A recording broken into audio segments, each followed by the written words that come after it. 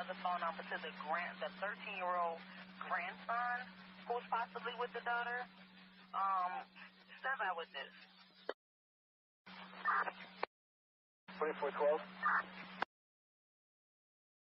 Veteran crisis hotline calling in, so they have a female veteran off her medication. She's at work to Safe Haven.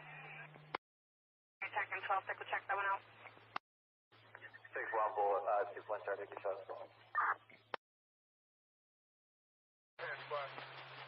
Officer still stands for talk? No. Offender in custody? Temporary. Thanks. Anyone else close, might just see result, let me know. 10-5, sir.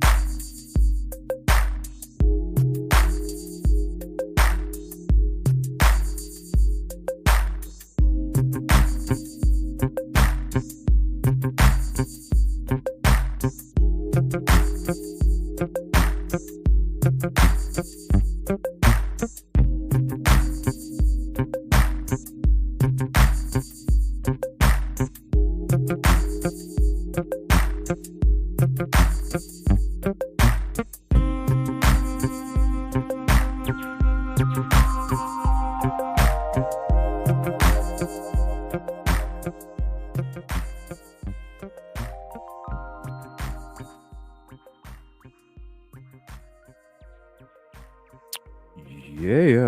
what's up?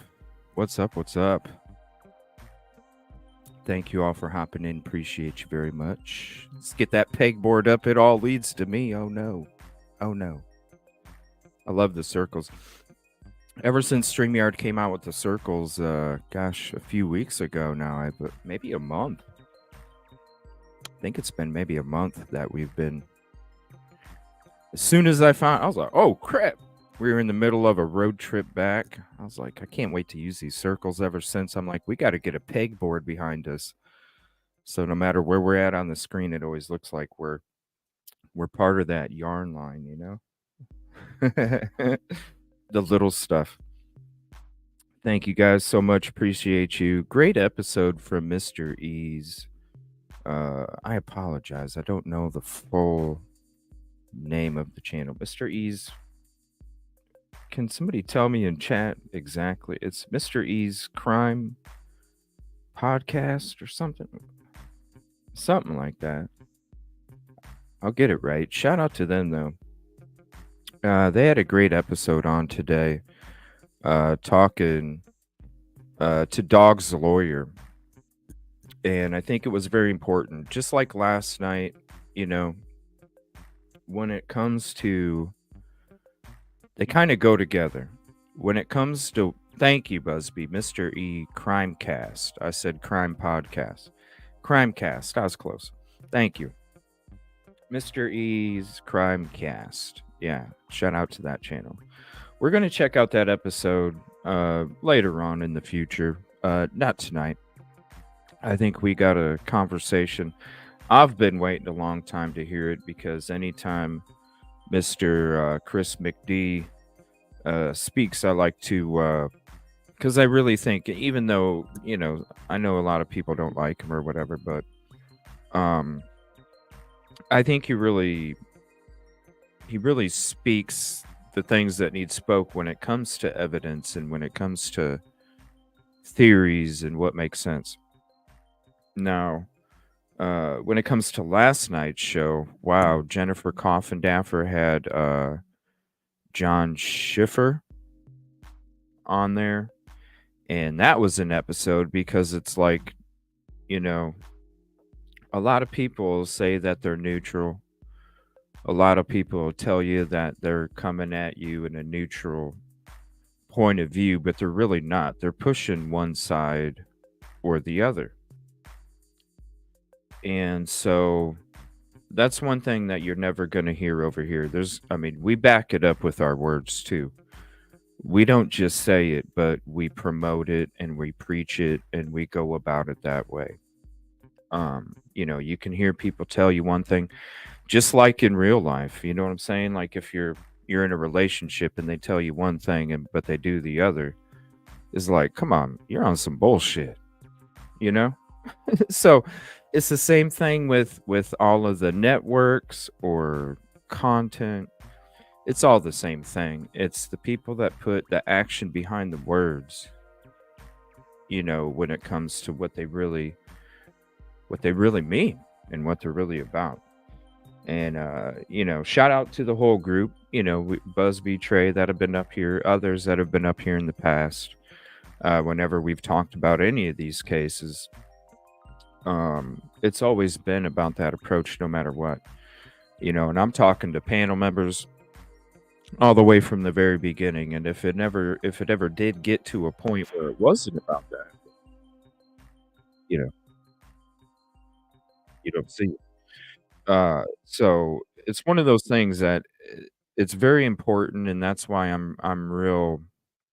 I care a lot about the community. I care a lot about the message that is sent, because I know no matter what, it's reflected to me, and it's important for people to really understand, like, yeah, this guy says it, and he actually does it. You know what I mean? It's genuine shit. And so when we're watching that episode last night, either side can say, either side, because like I said, some people tell you they're about both sides, but you see the agenda in what they promote. But when we're watching that Jennifer Coffindaffer episode with John Schiffer on there last night, that right there, nobody from either side can say that nobody did anything wrong. I've looked and looked and looked, and I can't find anything that did wrong. Whether it's misinformation being put out there, whether it's platforms, whether it's all these different things. That guy right there last night, regardless if you don't like Jennifer Coffindaffer, that guy right there last night, if you listen to everything that he is telling you, it is like, holy crap, this dude, I'm an instant fan. Like, I'm an instant follower. We need to look up this guy for more stuff when it comes to what we're talking about, because it's not one side being promoted. Because you heard all the things that were going wrong and the things that people were doing wrong on both sides, and you heard the things that they were doing right on both sides. So for any side to sit there and say, right, Busby, looking for his retainer. So for anybody to say, I haven't seen anything that this side has done wrong, either side, you're out of your mind. Maybe you need to watch the Jennifer Coffindaffer episode with John Schiffer and sit down with your communities and see. And you know what I mean? And then have a healthy conversation. Because the dude breaks it down. No BS. And I thought last night was a great episode. I think tonight is going to be a great episode with Chris McDonough. Really enjoy what he has to say, and I enjoy the lab too. So shout out to both of them channels. We'll be dropping the link when we get into that episode. I want to say a special message to all the people out there. I want to say to anybody that's been on the show, you know, when it comes to talking about Sebastian Rogers, nobody has to worry. Nobody said, especially with what the lawyers said today, right? Stress that no false info, no threats on someone's life, and speculation, allegedly, in my opinion. And when it comes to our shows, that's one thing that, you know, I always try to make sure too, is that, you know, that stuff doesn't take place, because we're not about that, and we're not putting out false info. We never have. There's never been any threats on anybody's life. And we've said speculation. I got a ticker at the bottom. This should be considered speculation. On YouTube, it's called entertainment. And we all just theories, thoughts, and opinions, speculation, because we, you know. So that's what the calls are. That's what the panel shows are. That's what it is when I'm by myself. So I don't want anybody to think that anybody has to worry, whether it's people in chat. If there is something disrespectful that gets typed, we have a beautiful team. It's gone. Period. Quick. You know? And when it comes to any of the shows, regardless of what case it is, we always approach it from the same way. And that's whether we're on location, we're in the studio, or we're on the road. So when you listen to what the lawyer says, and you really like, if you really take the time to watch the shows, whoever it is, there's nothing to worry about. There's nothing to worry about, because none of those things have ever taken place on this show. Now, what might be a different story, and this, I want to say, it should be a revealing moment to those individuals that feel this certain way towards me, right? Because here, let me see. When was this? May 30th. So May 30th.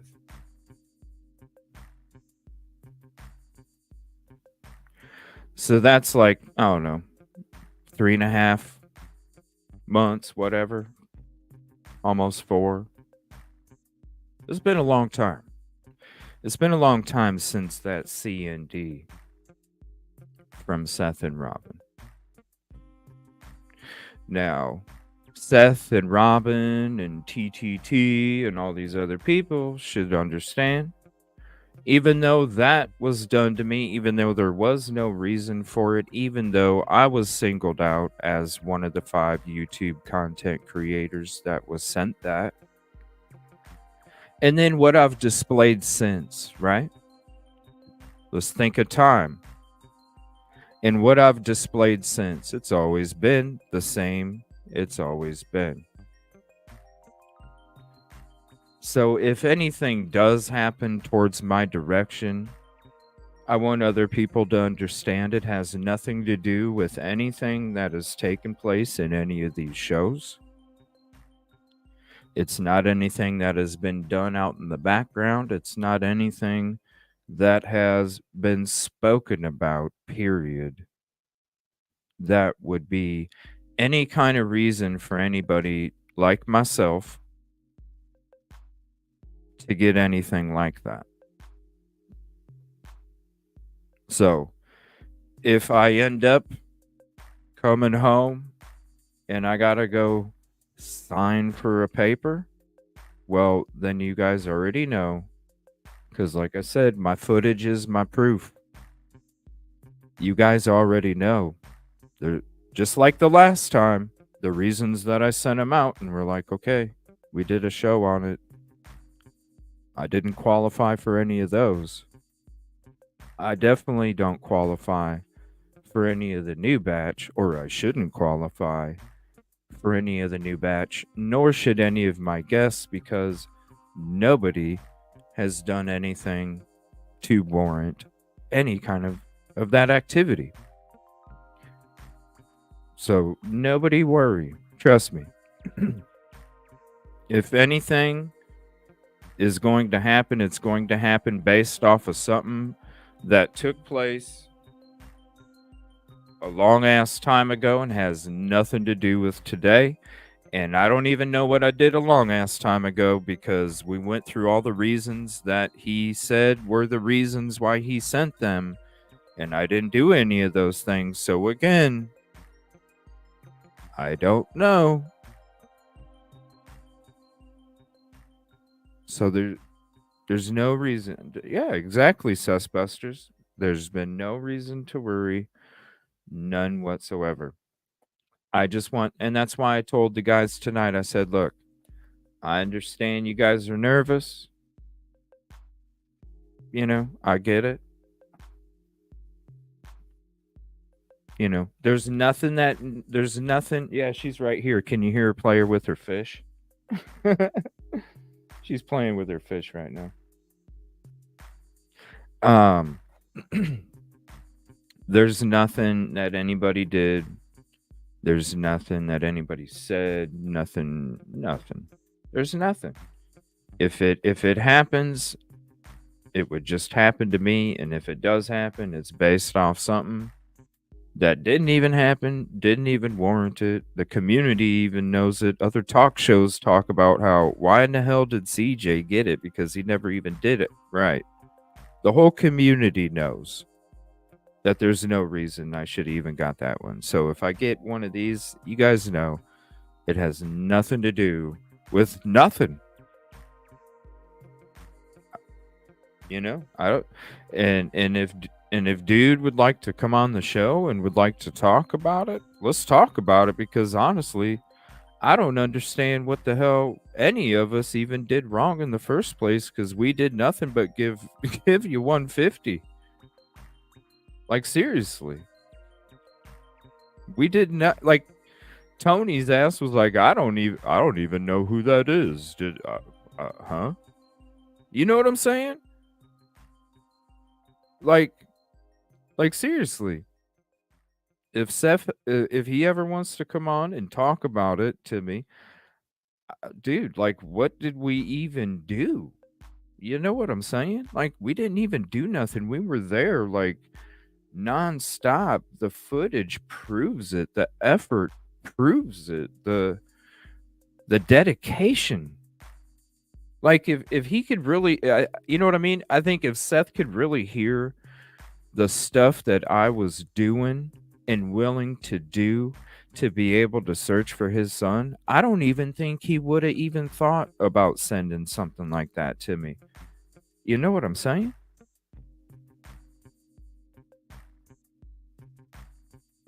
Like, seriously, I don't. That's why I'm saying nobody has to worry. We haven't had these shows where we're talking out of bounds or nothing. We're saying that, listen, you know, the stuff that I've been saying about the abduction, think about it, you guys. The stuff that I've been saying about the abduction, people thought I was crazy saying it months ago. Then all of a sudden, 3 weeks ago, you got high profile people on major platforms saying the same shit now. Saying the same shit. I'm not speaking out of bounds. I'm giving it to you like the guy gave it to Jennifer Coffin after last night. No BS, no filter. No BS, no filter.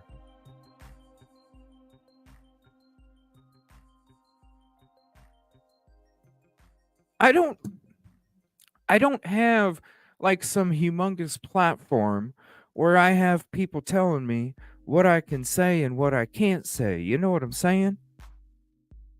That's why you get it so quick from me. Because I'm like, look, I might not even be here tomorrow. I'm going to tell you right now. You know? Like, I'm going to tell you right now.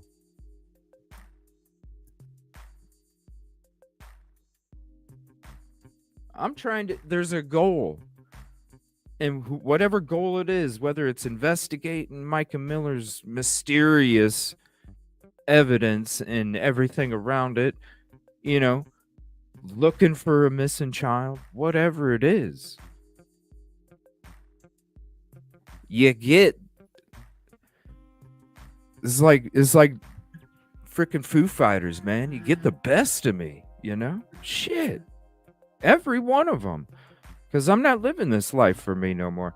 I lived it for all sorts of other reasons until a couple years ago. And now it's for everybody else until I'm fucking gone. Period. Because once you start helping people the way that I help people, and the feeling when you're not materialistic and you get that feeling inside your soul. Fuck gold, fuck silver, fuck paper cash. I want this shit in my soul. Fuck all that other shit. So don't worry. Everything's gonna be all right. Well, who was it last night? I can't even remember that person's name now. Everything's gonna be all right. You know it is. All right, so I opened up the new tier today, the Evil CJ Investigator member, and I went to upload a whole bunch of Riley Strain GoPro 5.3K. I think I have to wait a certain time period or something. It wasn't even showing up as an option for me to dump the footage because I was gonna start. I think it was like 9 or 10 videos. I was gonna start dumping. Busby, it was the trip that you went with me on when we went down there that one weekend. I was just gonna dump that whole 4/19/2024 GoPro 5.3, and I don't know. I gotta wait, so I don't know. I gotta wait to. I don't know how long it'll be, but you guys will see it. And trust me, I can't wait to dump that Idaho forest stuff. Thank you, everybody. Appreciate you guys. Please hit the like if you haven't let. If you're just joining, we're going to be getting into the lab episode where Chris McDonough was on there. If you missed last night's show, I'm telling you, or if you only have time to watch the because Busby was on last night, we had some commentary to the Coffin Daffer John Schiffer episode from like a month ago talking about Sebastian Rogers. It's on Breaking the Case, Jennifer Coffin Daffer's YouTube. If you want to watch the commentary with me and Busby last night, we watched it, and I'm telling you right now, like it opens your eyes to really how you should really look at everything. I mean, everything. It's like a bird's eye. From what this guy is saying, it's like a bird's eye view down on everything in front of you. And I don't know. I'm an instant fan. Anyway, there is some updates too. Let me get through these numbers real quick. I appreciate you guys doing that. While we get through these numbers, let me screen share this. There we go. We'll go ahead and highlight that while we do the numbers now. For some reason, it's doing some weird shit. Hold on. There we go. I don't know. It's kind of weird, right? But we're going to go ahead and highlight the numbers. Thank you all for hopping in. Appreciate you. Now, I heard... So, Dog's supposed to be on Court TV tomorrow, 7:30 a.m. Central. That's real early for me because it's...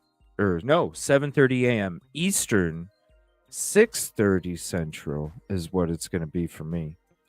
So, I'm thinking about... So...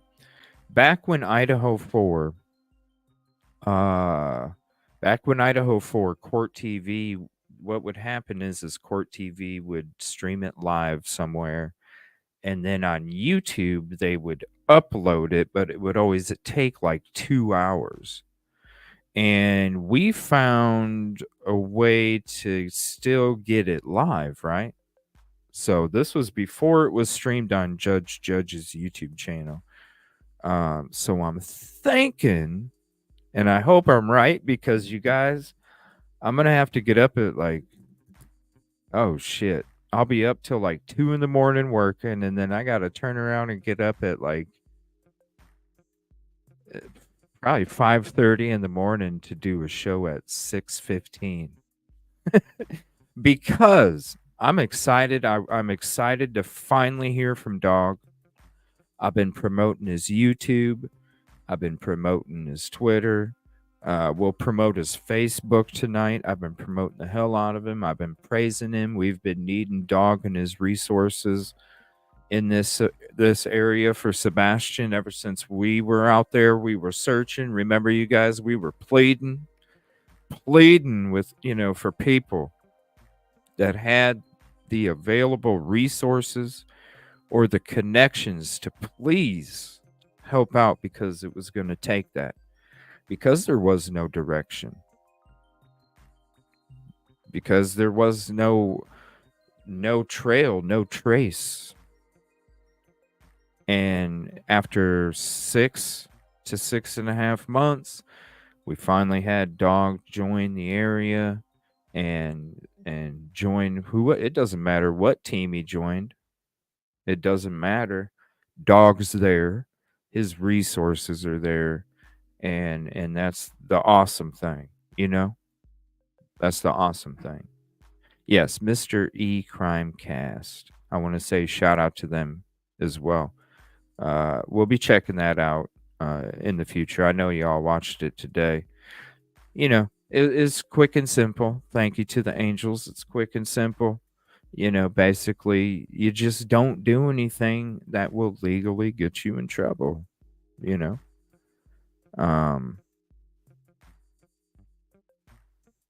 That's it. We all keep it PPP over here, peace, positivity, and progressive, because that's the only way you can succeed in anything in life is to be peaceful, to be positive, and to think progressively. That's how you evolve. That's how you succeed. That's how you maintain that inner core of happiness, because that's what we're all looking for. As soon as we come out of mom, we're looking for happiness. So, and we're looking for it until the day we go. So, why not do it today? Appreciate you guys. Make sure I get all the ticket numbers here real quick. Yes, and the badges, the special badges are just for you guys too. And I got to work on a special badge for the investigator. I think it'll be like I don't know. We'll have like a silhouette of something. I think it'll look neat. I don't know who gave me. Oh, that's cool. Yeah, I think actually, and shout out to you too. I think actually, gosh, when was that, you guys? I think it was a few days ago. It should tell you in your email. But I think it was a few days ago actually, because I remember it popped up. I think somebody gifted 5, and you were like the second one. I don't know. That's what's coming back into my head. I don't know. I can't say for sure. It's microfiche up here, you know? It's like, shh, shh. If anybody remembers that, they know people. I'm not part of it. Never have been. That's why, you know what? I didn't even think about it tonight until I was saying it in the intro. I was like, you know what? That would be a good idea for Seth to come on and have a conversation with me about, like, dude, what did we do? You know what I'm saying? Like, what did we even do? Like, can I tell you what my daily process was every day that I was coming down there for weeks and months? Can I tell you what I did every single day and night? What I couldn't do? What I had to have other people do because I was just trying to get 2 or 3 hours of sleep, you know? And you're talking weeks in a row for months. Going through all of it. And I'm not even into snakes. Man, you better watch out. Yeah, I know. I don't know. Somehow I made it out just great. It's 7:30 Central.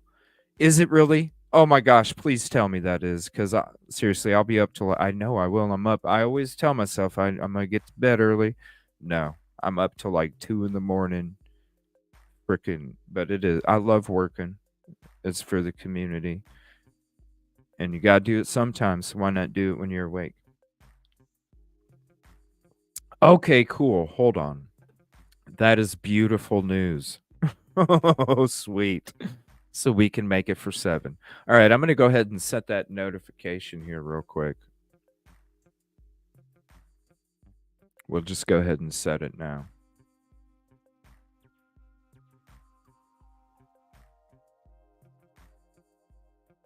Let me just hold on. Okay, now it went through. All right, so the notification's out for tomorrow, 7 a.m. Central. We'll go live. We'll chit chat a little bit before, and then I have a really good feeling, y'all. We're going to be able to get this shit live. I have a really good feeling. If we don't, hey, it is what it is. We'll just hang out for a little bit.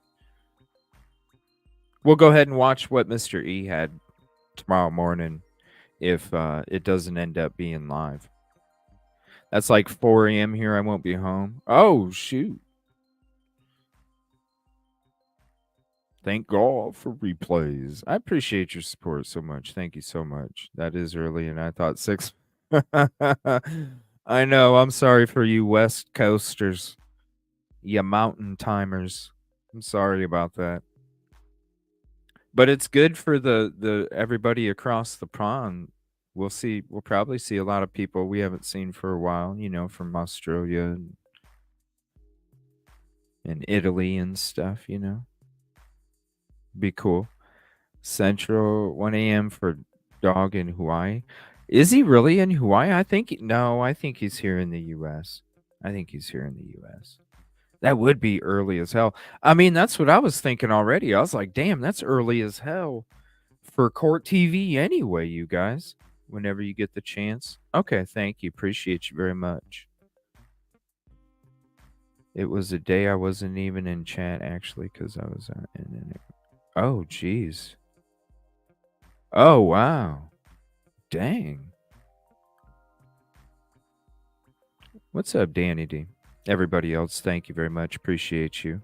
Yeah, so I don't know. I'll let you guys know when the new tier pops up, and then I'm just going to be going.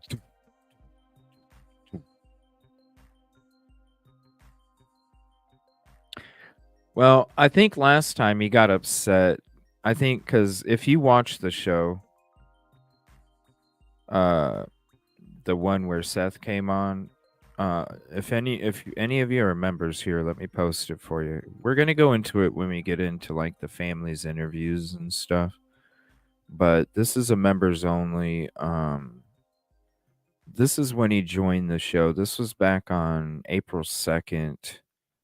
And if you go to like the 5 hour, because it was a long show, we went through a lot of stuff, my footage and all sorts of stuff. If you go to the 5 hour and 44 minute mark of that video, you'll see him hop up. And I don't know, there was a couple things. All right. There was a couple things that took place. With how it ended. So, there's people out there that don't like our community, that don't like me, and they have Seth's phone number, and so whenever you call somebody, it kicks you from a StreamYard, right? And so it kind of felt like, I don't know. You guys can tell me. Leave a comment when you watch it. Leave a comment and let me know what you think. I don't know. Did he get upset because of the way somebody was questioning him? Because if you see the way that I'm talking to him, I'm like, I'm just trying to be. I have a certain way I do my thing, and you'll see it. I have a different kind of approach, but I feel it's real effective, and you guys can see. But it's kind of like a chess game. That's how I play. But it it seemed like either that happened or somebody that obviously didn't like me was like, "Oh shit, he's on CJ's. Let me call him real quick." So it boots him from his show, and then I'll be like, "Hey, what's going on, man?" Well, hey, I got some good news to tell you. You know what I mean? Some crap like that. Because it was kind of weird how it all ended. Now, nothing, to me. So there's never been any kind. Yeah, Katrina. There's never been any kind of. This is what I'm saying. I don't understand. That's why the community doesn't understand. The community knows. Even the community that he's a mod for knows that there was no reason for me to get one. You see what I'm saying? Like everybody in the community knows, like, come on, man. Like what happened? So I don't know. It's just, what is this? Yeah, Dog's gonna interview on Court TV tomorrow. 7:30 a.m. Central, right? And usually, because like I said, with the Idaho 4 court hearings, and everybody had to wait the 2 hours until they got posted, and we're sitting here kicking it like, yeah, we got this shit live. I'm thinking it's gonna work the same way. I'm thinking it's gonna be. Hey, I'm gonna be tired as hell too, so I might not talk too much. I might not talk too much tomorrow morning. But if we don't get it live, we're gonna watch the Mr. E Crime Cast episode. Yeah, I'm on IG. I'm on all the platforms. Evil CJ. I learned to care. There's people. Yeah, it does. Whatever they eat don't make you shit, so it really don't matter. Because there's beautiful people here that we're hanging out with anyway, and it's not about quantity; it's about quality. That's what it's about. All right, so I'm going to show you the latest couple updates here on Twitter. 1 second.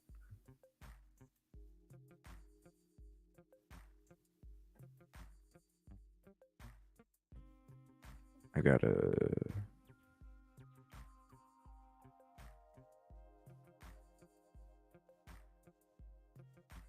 do a refresh here. Make sure I got it up to date. All right. Oh, shoot. I forgot I'm sharing this. So we're going to get into a couple of these real quick, and then we're going to get into that episode here. Let me blow this up. Sorry, StreamYard is going through some major updates here. Come on, StreamYard. All right, this is as big as I could make it. Yeah, thank you, Susbusters. Appreciate that. Okay, so right here, SF Investigates says, I have not been sent or served with a cease and desist or a federal state injunction as threatened. If I am served with either, I assure you that you will know 30 seconds later. I will scan and post everything for full transparency. I will also record any phone calls and share those should they happen. So that's the latest. Oh, dang it. Hold on. My face is in the way. Is it still in the way? Yes, it is. What about this? Okay, there, that's good. Yeah, so it's like, whoa, I thought he got one. That's interesting. That's interesting. Shout out JLR. Cats Lives Matter, baby angel. Uh-oh, is she sleeping? Let me see. Let me see if she's... Yeah, she's sleeping. She's got her head freaking full into a pillow. She... Oh, I better be quiet for a second because I think I kind of woke her up. All right, so this is the newest one here. Law offices of Joseph Lesniak. And like I said, if we can't get the court TV live tomorrow, we'll be watching that episode where he joined Mr. E. Creators think twice before hosting controversial guests. If they spew problematic views, you could share their legal woes. Remember, when you give a platform, ensure it's a voice you're okay defending in court. Whoa. Do you know? Okay. That's hey, I had to retweet it. You know what I'm saying? I had to retweet it. I had to. I had to. I love that kitty neon, don't you guys? Oh, I love that kitty neon. Sorry, the saxophone's kind of hard to see. I wish they allowed these to be bigger, but it's a saxophone with musical notes flying out. So if you can't see it too good, that's what it is. It's a saxophone on the right, and then it's got musical notes flying out up to the left. So this came out today at 3:49 p.m. So now they've already stated that they were going after Clue. Does that mean that they're going after everybody that was on her panel when they talked about Sebastian?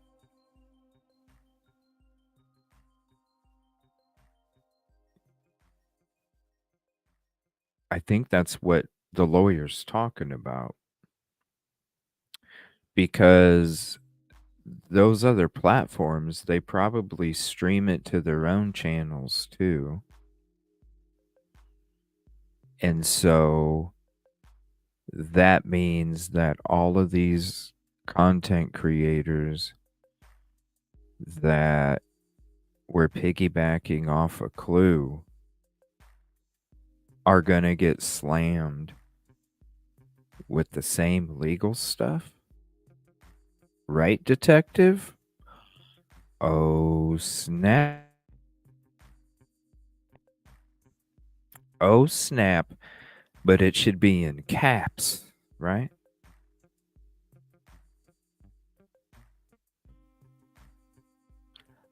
I don't know, Dan. Let's read it again, because to me it says if you collabed with this individual, you might want to take your videos down. Or maybe they're already having stuff getting written up. He said it was single digits. Okay, let me think. Well, let's think. How many people were usually on her panel? 3 or 4, right? I watched a couple of them where like the Proudfoots came on there and stuff, and it seemed like there was like 3 or 4, right? I don't know. Let me know. Is there anybody that knows like a good average number? Is 3 or 4 a good average? Okay, so let's go with 5. Because I'm saying 3 to 4, you're saying 5 to 6. Let's go 4.5 to 5. Let's meet in the middle. But let's go ahead and go to 5. Let's just go a little extra than middle. 5. That's still single digits, right? That's still single digits.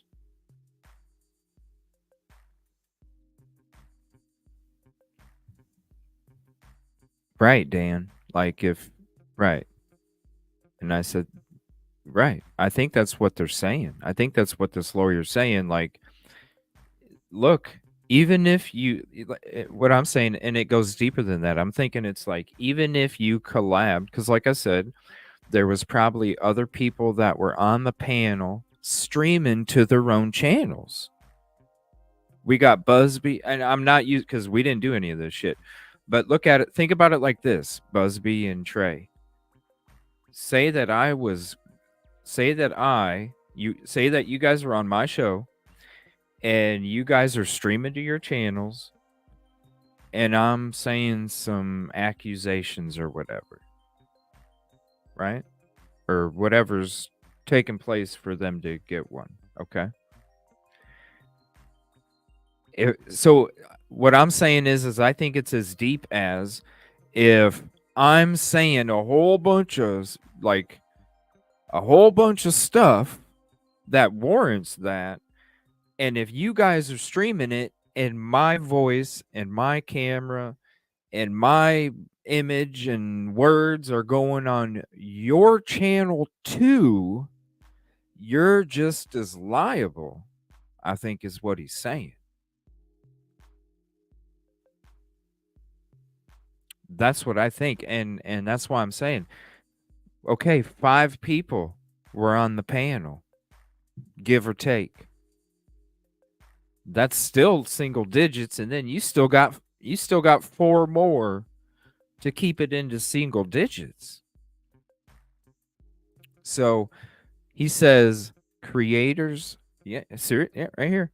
Creators, think twice before hosting controversial guests. If they spew problematic views, you could share their legal woes. Remember, when you give a platform, basically remember when you're streaming a collab to your own channel, ensure it's a voice that you're okay defending on court. So basically, if I was saying some shit, it's like, okay, Trey Busby, if you're going to be on the panel and you're going to stream, because listen, Trey and Busby wouldn't be getting in trouble, right? If they weren't streaming it to their channel, because they're just there. They're not saying it. You know what I mean? They're not saying it. It's not being promoted, whatever, through them, whatever. There's no reason for them to get in trouble if I'm saying something, but there is reason for them to get in trouble if I'm saying something when it's on their shit too.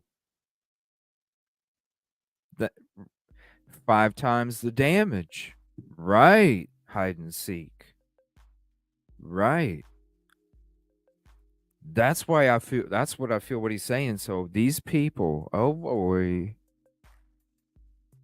So because the only person we know so far is we heard barbecue lady and then they're just really they've just named Clue in their videos or whatever. And then you saw this,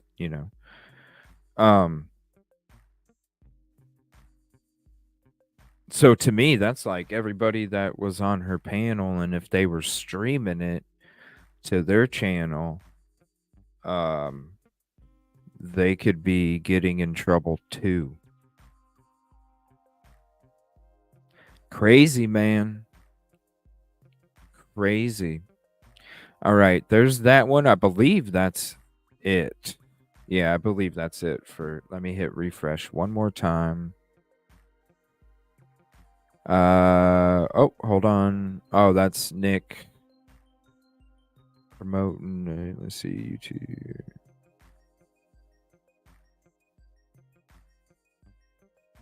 So he says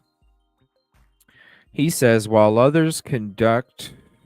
Oh wow, this is SF Investigates, if you can see it. While others conduct YouTube live streams from parking lots, hold panel discussions about baseless and unenforceable cease and desist letters, or only show up for national media to promote a book.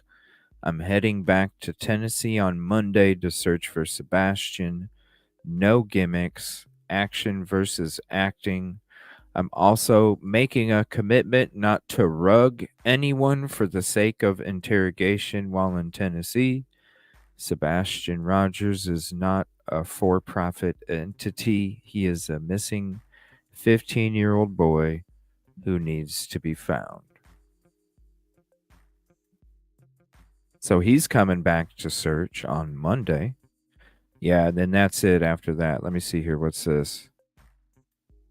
Okay, that's nothing. Okay, so that is it so far. Man. Oh, donuts look so good. They just had a press conference. Oh, yeah, they found him. I think it was a couple hours ago. I think I saw from Louisville news station that they had found a body right by where everything went down. And so it had me going, how in the hell couldn't they find him then? How in the hell couldn't they find him? Why did it take so long if he was found like right where everything happened? Wait a minute. What happened, Dan? Thank you, Pam. Yeah, if Dog's not live tomorrow, we'll go through what the lawyer said tomorrow. I wanted to watch this lab episode with you guys. Shout out to the lab. I like Chris McDonough. I think he always brings very sound advice when it comes to any of these cases that they discuss. Him and his wife, because sometimes I love his show. Sometimes his wife is there on with him. Oh my gosh. Are you serious? Why would somebody do that? Come on, people. If you're going to go out there and search, if you see something, you turn your freaking camera around until you find out what it is.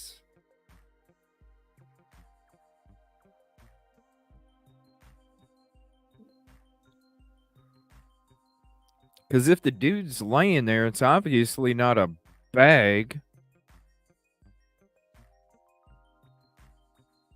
What the hell? Are you serious? They were live by watching the buzzards. Yeah, remember when we were out there searching from the very beginning, it's like you got to watch to see if you see buzzards.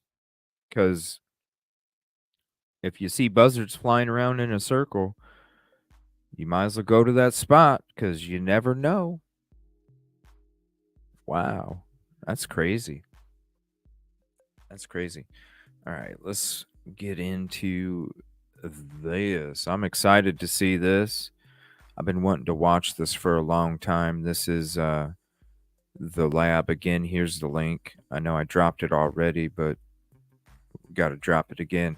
Shout out to these two individuals. I'm excited to see what they have to say. Now, again, if you missed last night's show, trust me, you're definitely either going to want to check it out with our commentary or check out the episode with Jennifer Coffin-Daffer and John Schiffer.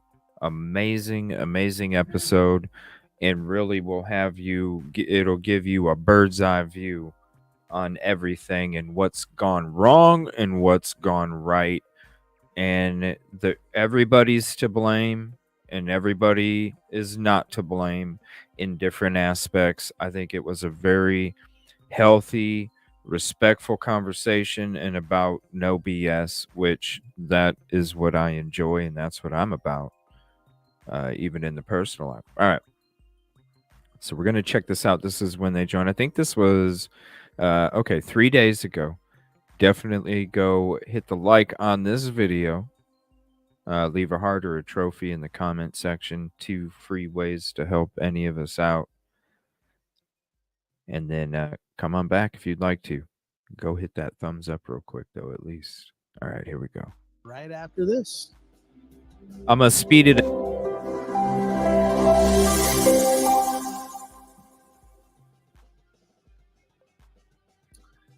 Chris McDonough of the interview room and the witness box, my friend. Good to see you. Thanks for being here. I really do appreciate it. Josh, I am excited to be here with the lab rats. To see you. It's been a while since we've done a show over here. I know, and I know we need to do more of this. I saw you and Dr. Bricado the other night. I thought that was amazing. And so now we get a shot at it tonight. Dr. Bricado, the guy that what was he claiming for Idaho 4? That he profiled Koberger before Koberger was arrested or something. It was something like that. So then we checked out the episode and we listened to it and we're like, bro, what the hell are you talking about? Yeah. It's like, okay, buddy. Yeah, it's good people right here. Shout out to both of them. Definitely go show some love here and show some love over there at oh my gosh. I'm having a brain fart. What's his channel name?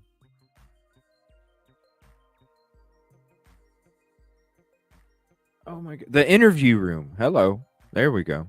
Let's give it a go. The live with Dr. Gary was absolutely phenomenal. I truly enjoyed it, and he's a great conversationalist, a great human, and with a lot of empathy and understanding of the human psyche.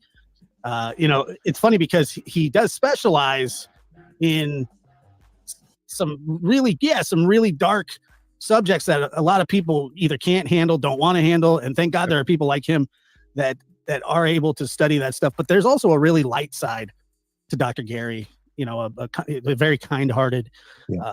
well-spoken human. And he is also a part of the Witness Box. If you have not subscribed to the Witness Box, please do so. And you can do it on Spotify, Apple. There's a podcast tab on YouTube as well. Subscribe. What's the Witness Box? That's never heard of it. What does he do? Interview witnesses of people? Or I mean like of crimes or something or what? I'm not sure. What does he Let me know. And, I've never heard of it. We'll be pumping out weekly. We were a little behind. I got a little sick, and I think Gary had the COVID, and so we kind of stumbling a little bit. But I think that we're going to be back on track here, COVID. very very soon. But Chris, you doing good? You look good. You know, as you know, when I was born, they slapped my mother. Yeah, I heard. And you know, as Rodney Dangerfield used to say, they tied a bone around my neck so the dog would play with me. Yeah. And whoa, I'm doing Buddy is doing great. In fact, he's right over here to my left. He'll probably make an appearance behind me. Can't wait. But you know, he still has his heart issue. But believe it or not, we're 2.5 years into that, and he's still on medication. And you know, he marks everything when we take him out. I mean, literally. But that medication has worked wonders. And you know what else has worked wonders? We changed his food a while ago to shameless plug for Dr. Marty's food. It is amazing stuff. And Karen and I both believe that food has played a role in keeping our little guy alive. Because once he got onto that off of the other stuff, you could really sense, you know, he wasn't as bloated as much, etc. And I think it's extended his life here. Yeah, and his energy's great, isn't it? Still. Oh yeah, he's a nut job. Yeah. He still plays, but he runs out of gas a lot faster than he used to. You know? Right. I remember when you got that news. I mean, it was devastating. And from dog food. Yeah, none of us knew. Yeah, none of us knew what was going to happen. You know, it was like they wanted to put him down. I remember, and you were like, "That's not going to happen. And we're going to go see somebody else." Yep. We were in Albuquerque, and they said, "Sorry, he's gone. He's too far gone." And so Karen and I looked at each other, and we took him to a great doctor in Boise, Idaho, because we were headed that way. Yeah. And that was almost just under 3 years.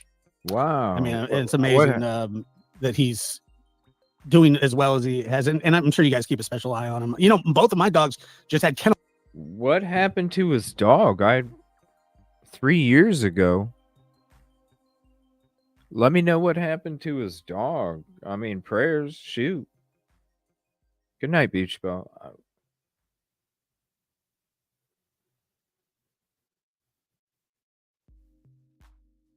I don't understand. Kennel cough, both of them. Ooh. Yeah, never had that happen before. You know, and I got to say, and they're both vaccinated for it and everything, but they say there's so many different strains. But I'm pretty sure that I caught it too. Really? And I even asked the vet, because I got a cold, and I said, "Can I get kennel cough?" I'm not even kidding, dude. I'm not kidding. It's yeah. Okay. You want me to come over and walk you? I'm telling you, man, you can get a cold from a dog. Oh yeah. Yeah. I mean, so I'm sure you can. I don't know, but I looked it up and everything. I'm telling you, I was just like, after everything, but somebody said they gave their cat COVID. Oh wow. Well, I know that COVID you could give to our pets for sure. Black cat, no doubt about that. And I remember when that first stuff kicked off. Hang on, I got a little. Yeah, you got a little kennel cough. Yeah. Let me get a corn dog here for a second. I'll be right back. Hold on. I'm gonna skip it ahead a little bit. Hold on. What is this? Okay, hold on. Sorry, I haven't even watched this yet, you guys. I haven't even watched it yet. Let's see. Baffles me. It baffles investigators. It baffles people that all right, pay here we attention to the bag. One of our isn't that stuff great? I mean, Karen, always a wonderful supporter of both channels, our channel, your channel as well, and we appreciate that. Chris, we're going to talk a little bit tonight. We're going to talk about the Sebastian Rogers case because, I mean, it is a case. So 11:05 timestamp. Oh, Susbusters. Oh my gosh. Hold on. Contribution call out. Let me hit the like. We can hit replay. I'm gonna reply here. What?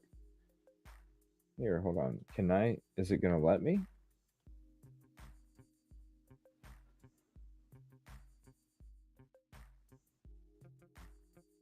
There we go. There we go. There we go. Now I can reply on that thing. I'll make sure to reply to you guys when you do that too. Appreciate that, and appreciate you very much. Thank you so much for the contribution. Yeah, we're going to start replying now that you can reply on it. That's so cool. Shout out YouTube, even though you ain't fixing your live chat. Shout out to you for doing something. YouTube. Thank you so much. Appreciate you. All right. They're finally getting to the case. We finally get to hear it. 11 minutes and 5 seconds. It's that I'm excited. Baffles me. It baffles investigators. It baffles people that pay attention to the case. How there can be so much around a case with so little is also baffling. And I want to tap into your expertise because you've been called to many situations where a child goes missing. Yeah. And I don't know if you've ever went to one where they said, well, you know, we think he ran away or you treat it as a runaway. But my first question would be, when you get a phone call and they say, you know, 15-year-old boy, I don't know if they went into his medical conditions or not, but when you get a phone call and they say, you know, the child goes missing, the 15-year-old goes missing. Thank you, Susbusters. As an investigator, lead investigator, because you are an investigator still, and you were a homicide detective, and you still do this stuff. Do you go into it thinking that, you know, this is a runaway, or do you treat it as a crime scene immediately? Well, the sequence of events typically on these types of situations, the age is obviously a major consideration whenever law enforcement engages into a type of case like this.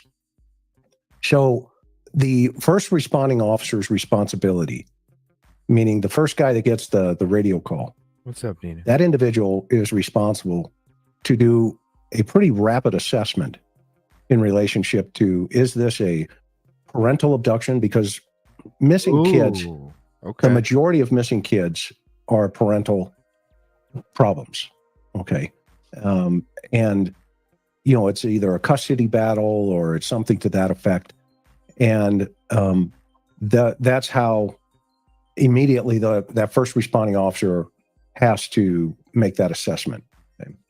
And then they have to assess, you know, number two is the age of the child. If it's a teenager, then, you know, 14 to 17, you know, is this a runaway? Is this somebody mad at mom, mad at dad? So you want to get into the domestic side of relationships with inside of the family as well. The key here is law enforcement has 3 hours. Okay.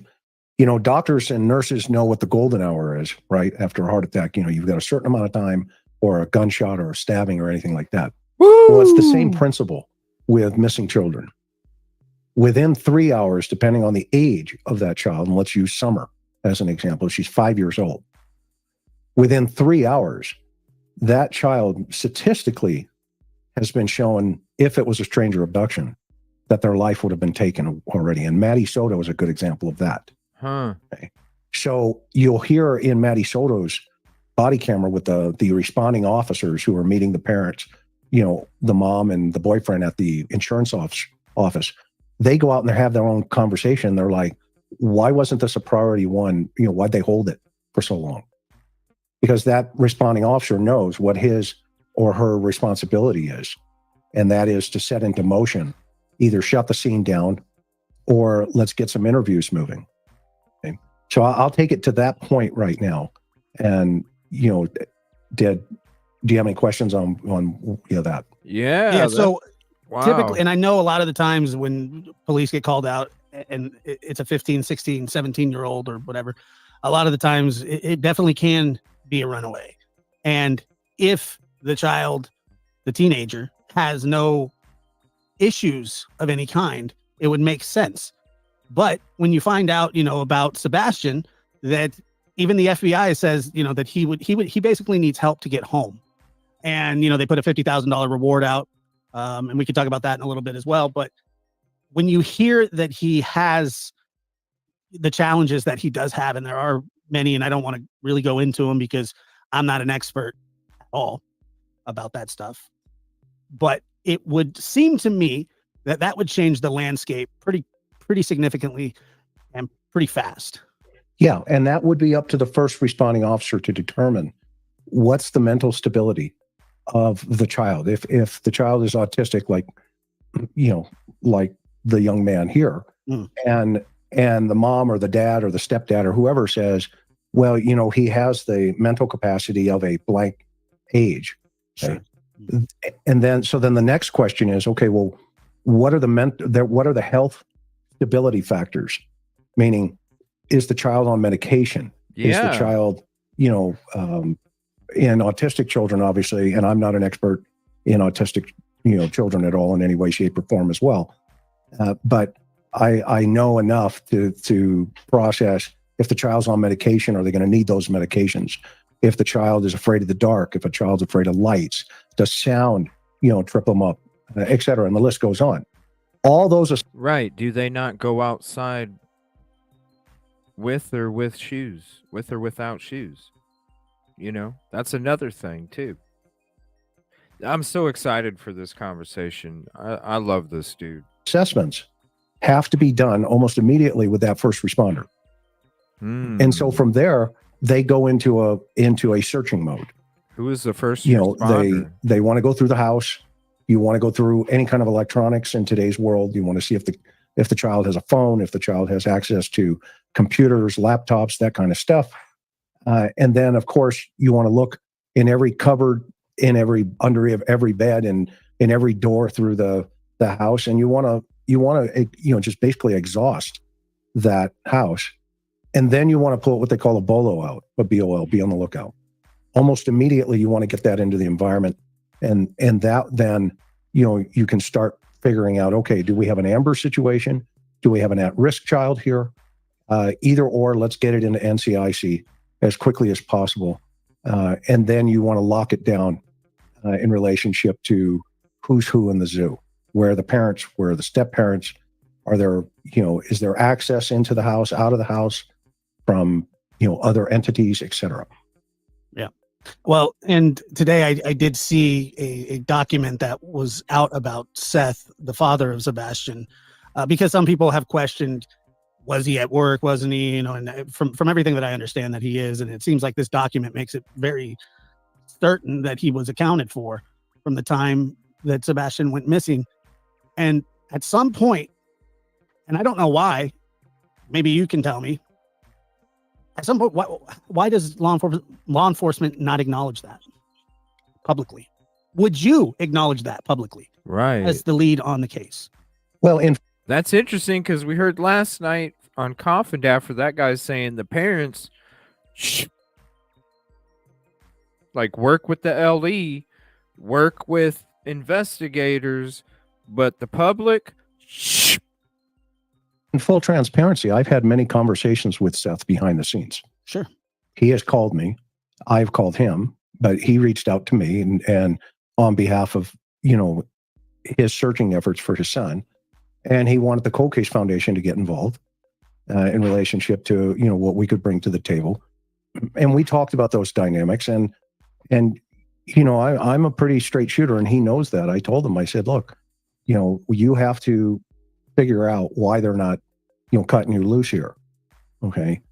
Because to me, if it was me and I was the case agent, and there is beyond a reasonable doubt proof that Seth was where he said he was, i.e. in the jail, in the county jail, et cetera, then you have to ask yourself, okay, then what's his motive? And does he have a third person or a second person involved in, helping to get his kid? Okay, for let's use the motive was a custody battle between, him and his ex, okay, et cetera. All right, well, that means if the boy's on medication, Well, you're going to have to take that into consideration, because if he needs his medication to maintain his mental stability, Right. then Seth would have to pre-plan that Right. to make sure that the young man, if he was taken out of that house by the biological father, had a medical plan in play too. And then from there, he would also have to put in, Just as the other side. If the other side, that was their plan, they would still have to do the same thing too. into play that he now has to hide him. And he has to hide him from TBI, YouTube, the national media, Right. the FBI, Yeah. Everybody. Everybody. and still show that he was at work that night in a law enforcement facility. So what's the old saying? If it's probable, but not, is it possible, but not probable? That's one of these situations where you go, okay, then what's the value proposition of coming out as the case agent in the sheriff's department and saying, you know what, let's just tell the public he's not a primary focus. Either way, you win from a law enforcement perspective. And the only way that you don't do that is if there's, some kind of addition to what actually took place, knowingly or not knowingly, because, think about, never mind, I'm not going to say it. Because what you're doing is you may be freeing up resources to do other things. Okay. So to answer your question, I know that was a long answer to get to the thought process. If there is proof that he was at the jail, yes, cut him loose at this point, cut him loose and let him search for his son. And now then you have to ask the second side. Okay. And the second side is, well, who was the last person to see the boy? Who was the last person with Sebastian?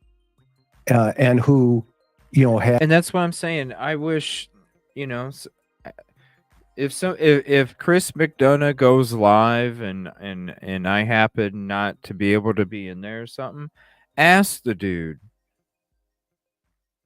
could an internet crime that led to abduction from somebody's internet make them not get cleared? Because all these things, there's so many. We just discussed the time card a few nights ago. I think he was at work. I'm not saying he did anything. But when you're looking at abductions, you're looking at like the internet crimes, the abductions through video games. It's scary. It's really scary. Would that be the reason why they can't clear him? Because what reason? Like, people in chat, type, let me know what would be the reason why they wouldn't clear him. Because I don't know. I've sat here the whole time, regardless of what's taken place, and I don't understand why he hasn't been cleared. That's why you got Vinny flipping out, going, you haven't been cleared? Let's end the show, guys. Next topic. And then all of a sudden, ring, ring, ring, ring. Oh, shoot, I came back from commercial. I need to turn my phone down real quick. All right, back to the camera. So, what would be the reason? Because the only reason I could think that he hasn't been cleared is because maybe through his IP address, activity took place that led to an abduction from video games. That's all I'm saying. His IP address. That's it. His IP address. Had means similar to Seth, okay, to get him out of that house. And that's why I've always thought the light situation, and I said this on Court TV recently with Vinny. I said, the reason they haven't pulled the father out of the circle yet is because of the lights in the back of the house. And for some reason, it would have to be this mass conspiracy from the biological dad, to get him and now stash him somewhere in another state. And because, obviously the child we're almost into 7 months here, and he's MIA. Yeah. So yes, I would eliminate, at least publicly, I would come out and say, look, at this point, we have no evidence that the biological father is involved in this thing. Yeah, and to the medication aspect of it, I don't know what kind of. Hopefully he gets asked. I don't know if any. Busby, you said you watched it. Does that question get asked to him in this episode from the chat or the panel? I'm curious because I would like to know what he says to that question. Because to me, this whole time, I don't see any other reason why not other than that. That's it. I mean, I don't, which even makes me go even more on the abduction. Kind of medication Sebastian was on. I don't know if it was a common one or not. It'd be really hard to get that medication under false pretenses if we talked about that last tried night. To fill his prescription and the pharmacy that has the prescription, you would have to contact the pharmacy to get that prescription moved to another. So they would have to, file or email the file over or whatever, however they do that. And law enforcement, I would think, and correct me if I'm wrong, would probably try and track something like that if they could. They would go check the pharmacy. Has anybody requested this medication to be moved anywhere? And if it had been moved, then they would go check out that situation. But getting the medication under a false, name or something like that would probably be pretty difficult to pull off. Yeah. Well, I don't know. We talked about it last night. Samples. They're not narcotics. Samples, right, you guys? Right, Busby? Samples. They're not narcotics. It would be very difficult to pull off because, obviously, you could do it. Anything's possible. But then again, you go to this, okay, why would somebody kidnap the boy out of the house, know that he's on medication, or at least at some point come to this realization that this child needs medication. Okay. And then say, okay, I've got the child. You know what? I'm just going to keep him on his meds. Okay. I've gone through all of this work to evade capture, right? My risk level, I've lowered it to the point where nobody's found me yet. Or there's some sick people out there that want the children and don't want them on the medication because they're sick Fs. Could be that. And I have this boy. Now I'm going to go get his medication and I'm going to maintain it so that, this doesn't turn into something different, i.e., who knows, right? Well, I don't know what kind of meds he was on and I'm not going to try to guess. Okay, but if he was, then that in of itself becomes something that has to be managed. And law enforcement will look through the data. And if they get a flag somewhere, then that could be a lead. Mm. Mm. Yeah, I tell you that it's not necessarily when you're telling me that you told Seth, you have to get cut loose somehow, but that's not how the Cold Case Foundation gets involved with stuff either, is it? No. Can you explain how that would have to go? Well, one of two ways that were requested by the law enforcement agency that they've run out of, places to go, things to do, or the family can bring us in independent, but we have to have the family cleared, because if our investigation takes it back to the family, and I'll just use Michael Vaughn as a perfect example. I can talk about it now, but Josh, you were aware, and Dr. Picotto was aware. I spent 4 months embedded with the Fruitland Police Department. Working on behalf of the Fruitland Police Department. Well, working on behalf of the Cold Case Foundation, helping them through their investigation with Michael's disappearance. And that's why I'm in the press conference in the back. I didn't want to be out there. And the Chief Huff said, "No, you're coming. Let's go." Mhm. Okay. And, I got trolled left and right by YouTube, but I wasn't there for YouTube. I was there for a 5-year-old little boy. Now, the difference there is you'll notice I cleared the Brandy and Tyler. I was out there before we were embedded in the agency, because we wanted to make sure that, look, wherever the evidence takes us, that is the direction we are going. Right. Okay. And so we made sure that we talked to everybody involved, the entire case file, et cetera. And we were comfortable that, okay, we've got another situation here. Let's take a look. And lo and behold, that's exactly where the evidence took us. And so when you say that you can work on behalf of the family, do you still have, wouldn't you need interaction with law enforcement as well? Yeah. Yes. And that's what I'm saying. I was working directly with Fruitland at their agency. And of course, there's a tremendous amount of confidentiality that I'm not going to ever talk about until, they decide what they're going to do with it. Meaning if there's an arrest made and that kind of stuff. And then, of course, after trial, I can't talk about it. And so when we get involved in it, so they know we are under a confidentiality agreement with the agency, not with the family, with the agency, okay, to make sure that all the T's and the I's are dotted and crossed. Okay. Did he just basically say that they know who did that? Or he?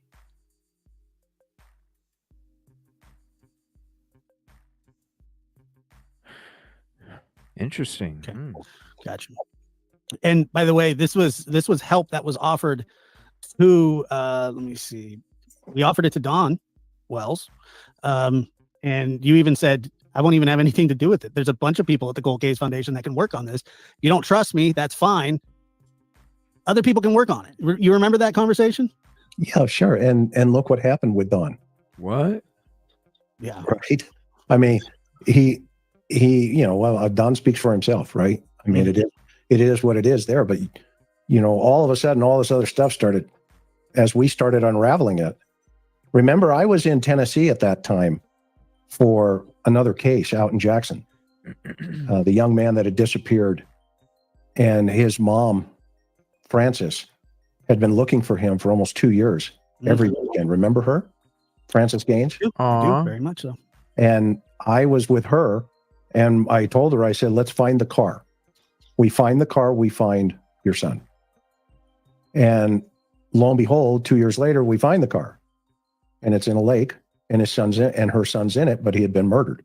Oh, and wow. Remember that? I do. Oh, wow. And that now is, trial and all this other stuff. And wow. the suspect ended up killing 2 more people. Wow. Which a lot of the public doesn't know. See? So we connected some of those dots.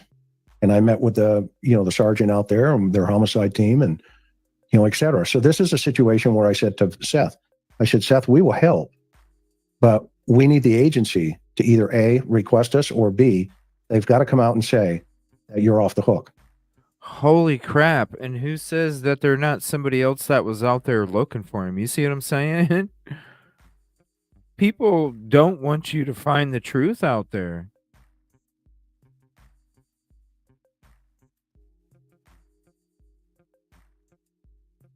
People don't want you to find the truth. Dang. And he said, and people don't even know that he, 2 other people. That's nuts, man. And that's just the rules. Yeah, and the question here is, why is the Cold Case Foundation able to offer Don help but can't help with Sebastian unless cleared? It was Don needed to go ask and talk to the sheriff's department. Correct. To say, hey, can you call them in? And that is what it hinged on. It didn't hinge on it, but Don refused to do that as well. What? And they may have said, no, we don't want them. And we spoke. Yeah, because they can't come in and step on any toes, so they have to be invited in. So, nobody gets in trouble. Dang. To the agency, and the sheriff He didn't even call him and tell him. was, "We don't need you right now. We're still having leads here." Correct. So What? we stepped away. Yep. And Whoa, hold on a minute. What did he just say? The sheriff said we don't the sheriff.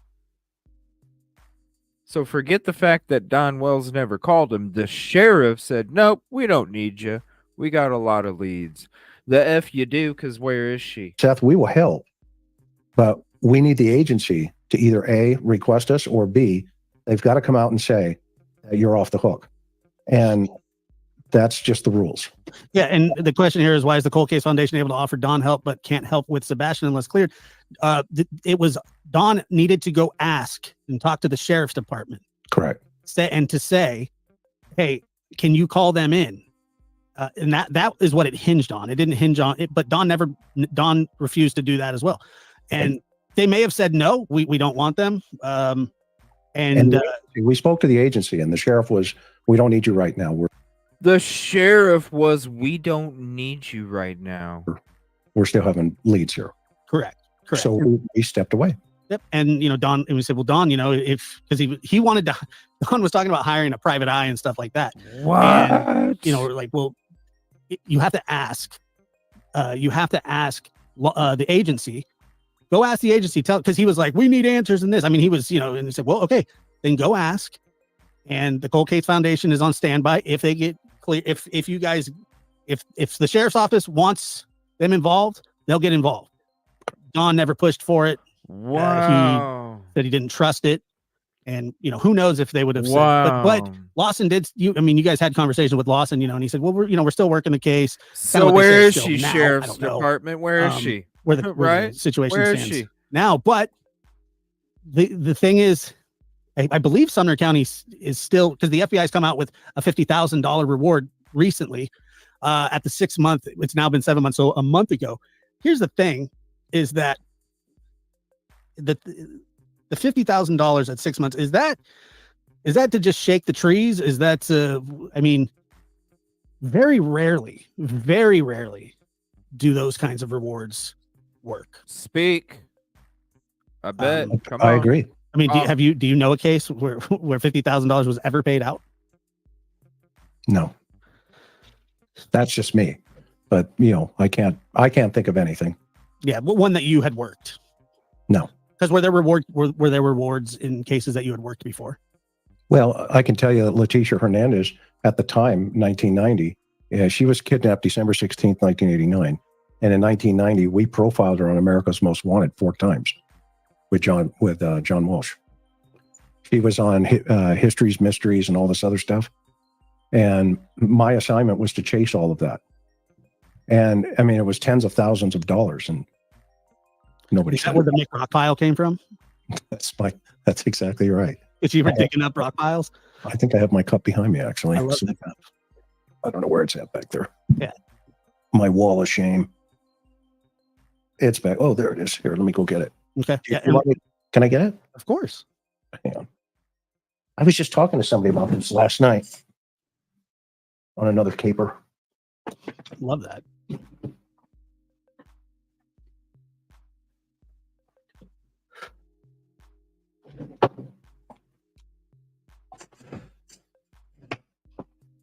And Seth says right here, I have asked Sumner County Sheriff's Office and gave them all the information to Sumner County's office to be able to reach Chris as well. And he said that they're just waiting for them to reach out to you.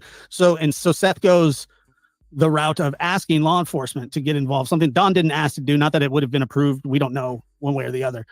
But Seth has reached out. That's correct. And so there you go. And it's really up to Sumner County now. Yeah, here's the cup, McRock pile. So there's a big historical story behind this, but it's too lengthy to completely go into. But the bottom line was there is a psychic community in San Diego County called Harmony Grove. And that's where Donna Seraphin is. Mm-hmm. She's part of that organization down there. But it was run back in the day by a woman by the name of Rosemarie Kerr. Rosemarie Who are these people? and I, on a murder case, a couple of them, drove around, and she had the vibe that things would be under rocks in certain places. And so we got bulldozers, we got all kinds of stuff, dug it all up. Whoa. Unfortunately, we didn't find anything. Whoa. And when I came back to the office a couple days later, I had McRockpile, because my last name is McDonough. Yeah. Sitting on my desk, the cup runneth over. And they were like, I've had some pretty crazy stuff in my career. I sank a car one time. We talked about that the other day. I laughed so hard. The USS 302 is what they called it. That's another show. So we'll talk about that one later. But literally, the water was coming into the patrol car. The funniest part was I asked, I go, did you ever crash a car on duty? And you go, I sank one. Oh, yeah. That's way different. That's worse than crashing. Oh yeah, it was a good time had by all. They hung life preservers, all kinds of crap on my locker when I came back. I mean, rubber boots, everything. Then they called it they put up on my locker the USS 302.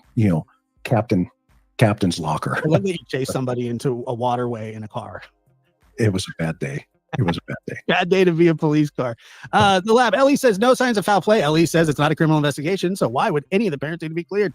Well, if you listen to the way that the deputy sheriff put it, he says that they have no signs of foul play. They have no signs that there are no foul play, but we have not cleared anybody. So you're gonna have to take that up with the deputy, because if you ask me, it's a bit of double talk. If he's saying, well, we haven't cleared anybody, well, I mean, that's obviously they're looking to clear people.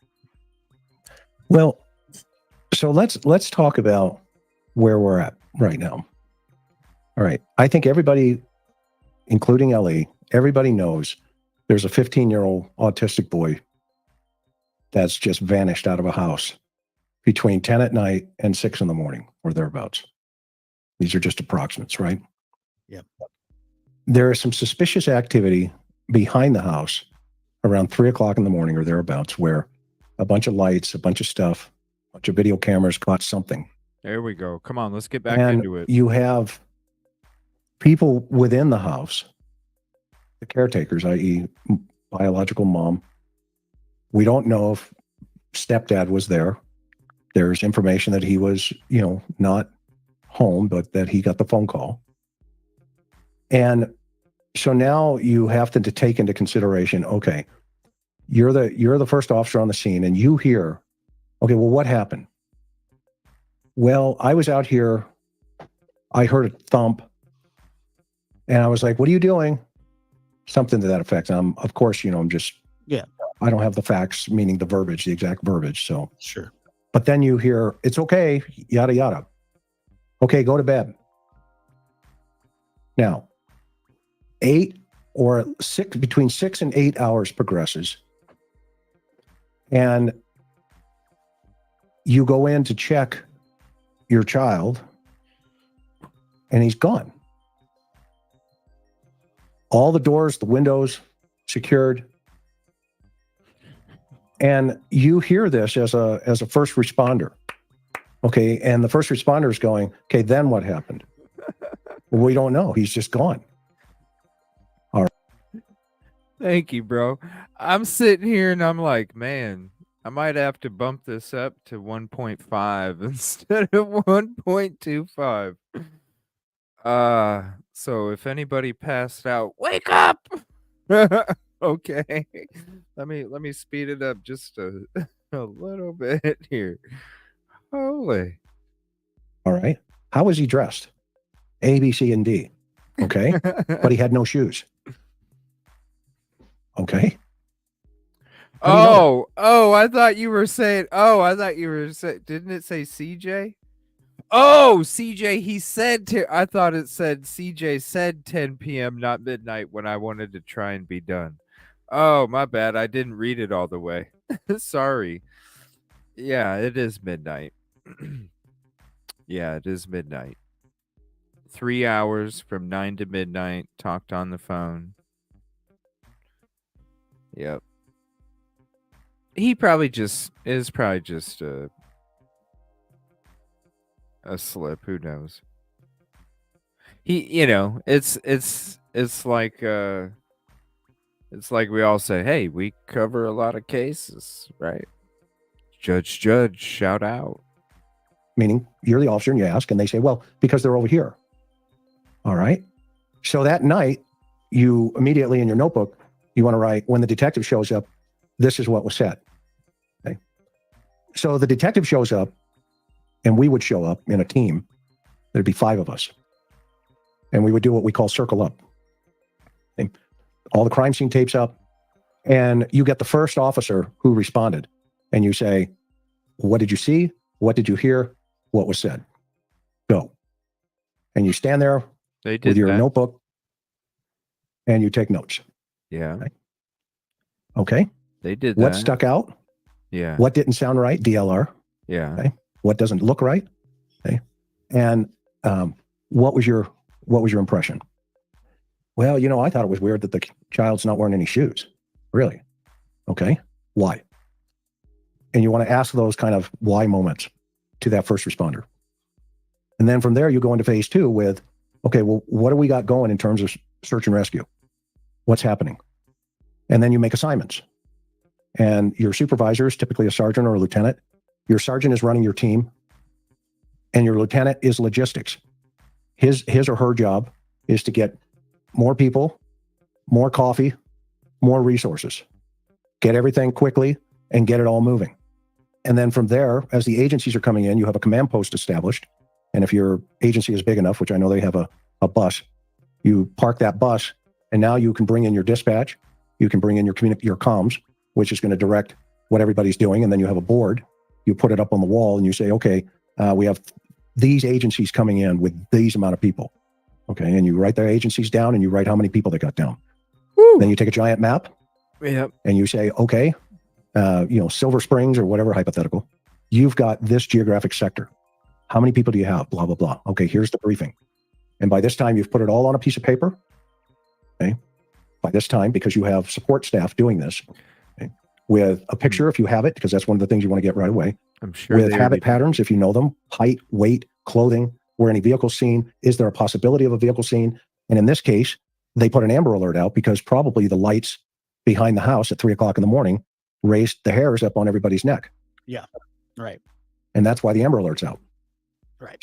So now you have a word salad. What do we tell the public? Well, you hold your first press conference and you tell them, this is what we're doing.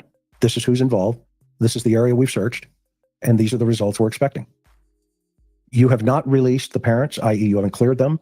You haven't done anything with them at this point. That's what they've done. That's what they did. None of that stuff is going on at that point. It is purely, let's find the boy. And now the case agent starts focusing on the house, because that's when you go through, which everybody knows by this point, you should know, the victim risk continuum, right? You got that L, that big L, high, medium, low, environment, situation, circumstance.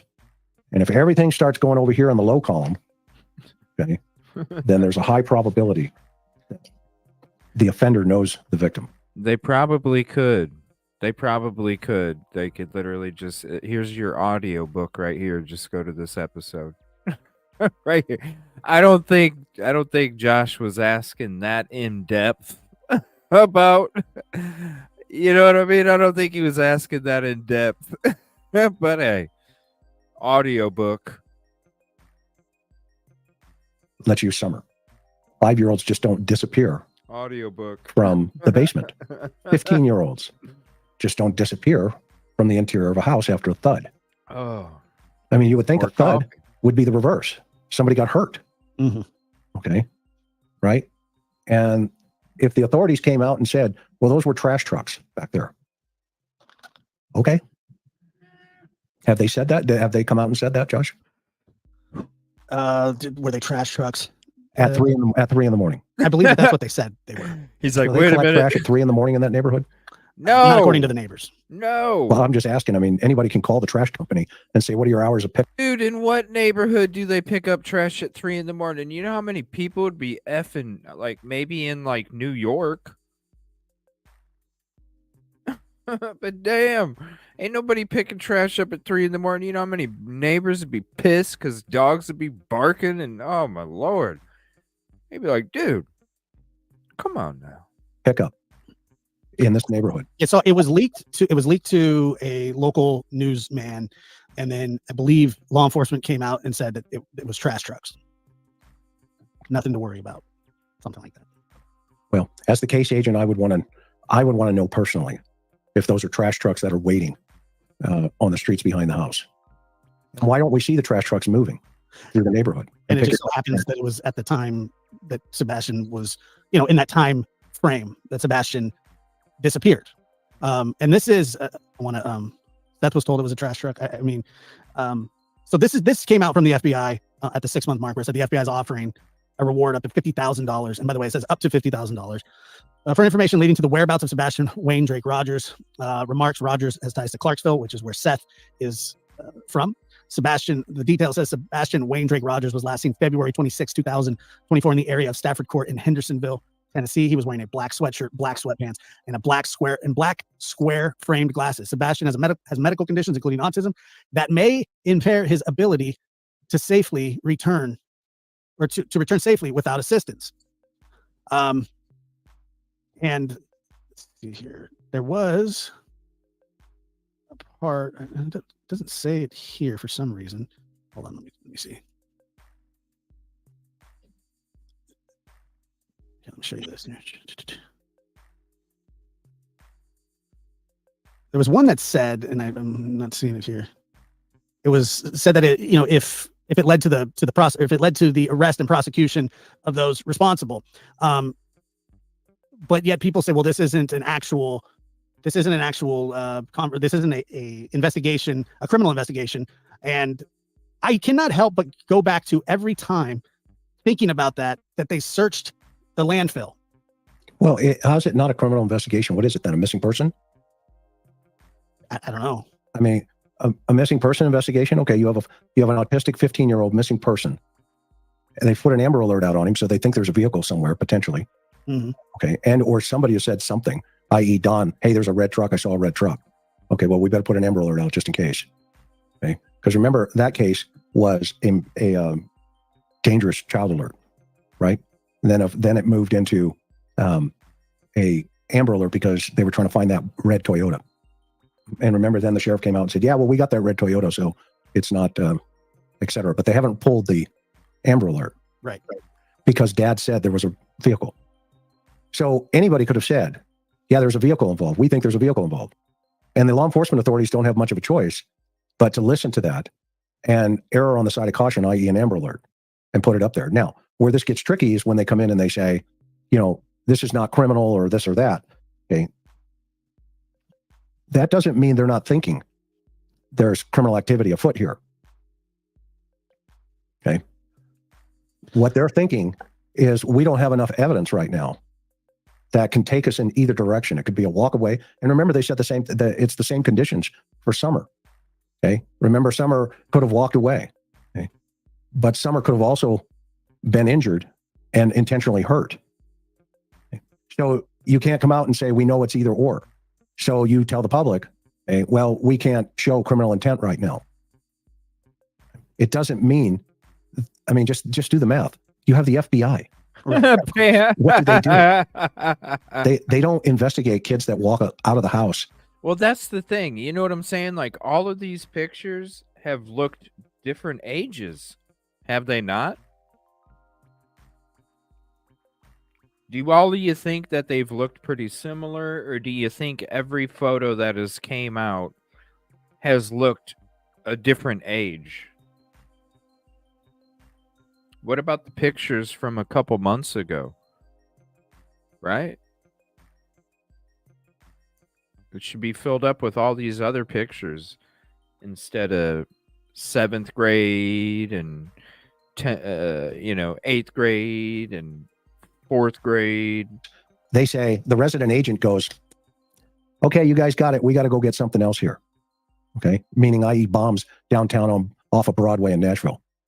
Remember that guy that blew it up? I do remember that. Yeah. That's the feds. Right. That's their game. But in this situation, they're leaning because of the card team. The card team, I guarantee you, said, there's trouble in River City here. Something's going on, but we can't put our finger on it yet. We need more information. Okay, well, how are we going to do that? Well, let's flush $50,000 into the environment and see if that motivates somebody. Okay?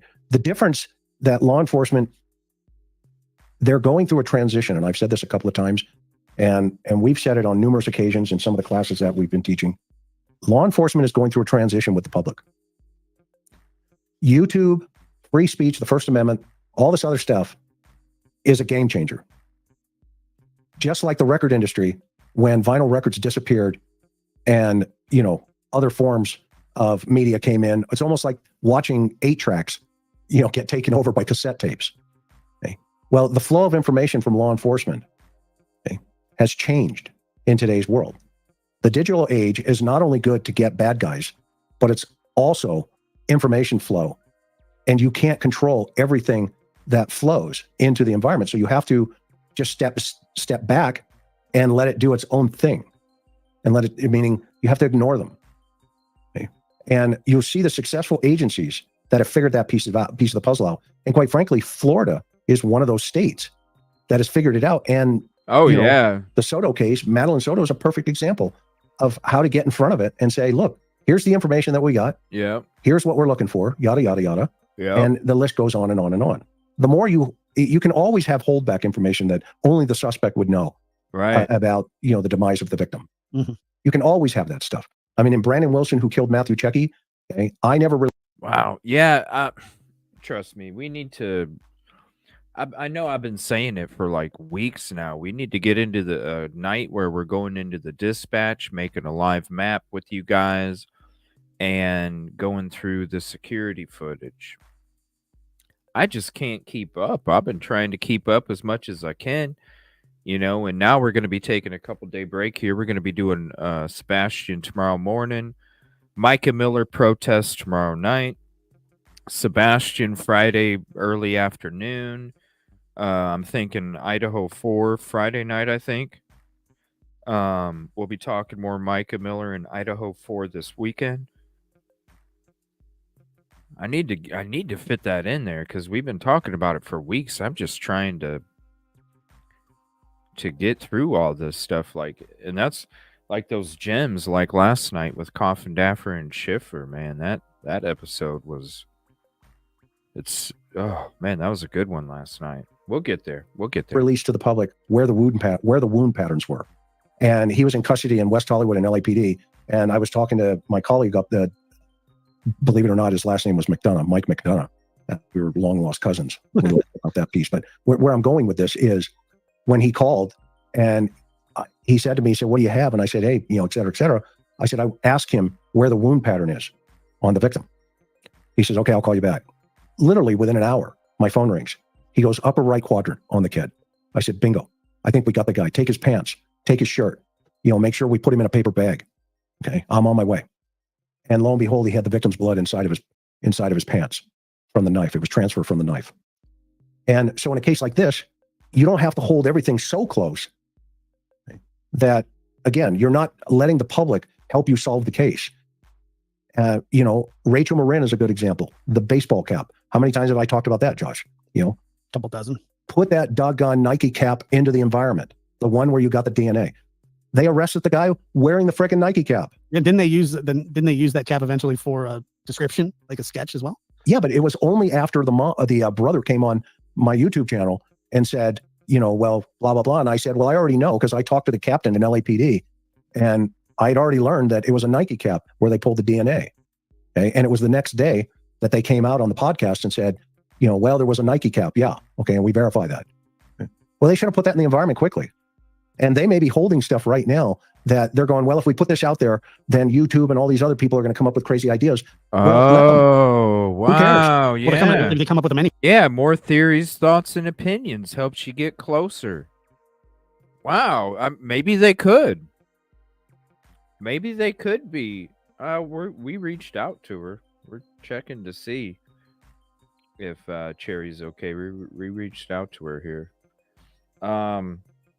But damn, maybe they are holding something because of YouTube and the stuff that's going around. You guys are seeing it, not here, out there, Maybe. because we were busy searching the whole time. Shit, we barely even had time. I think I would, if I got back early enough, we might have a really late show, just recapping some things or something like that. But really, it was like 5, 6, 7, 8, 9, 10 hours. We didn't really have time to do that for months. So, and we didn't even really get to really see what was going on out there, just because we were all so focused on the searches. So I don't know. I don't know what. I'm not sure what. What do you think they could be holding back? That's a good question. What could LE be holding back?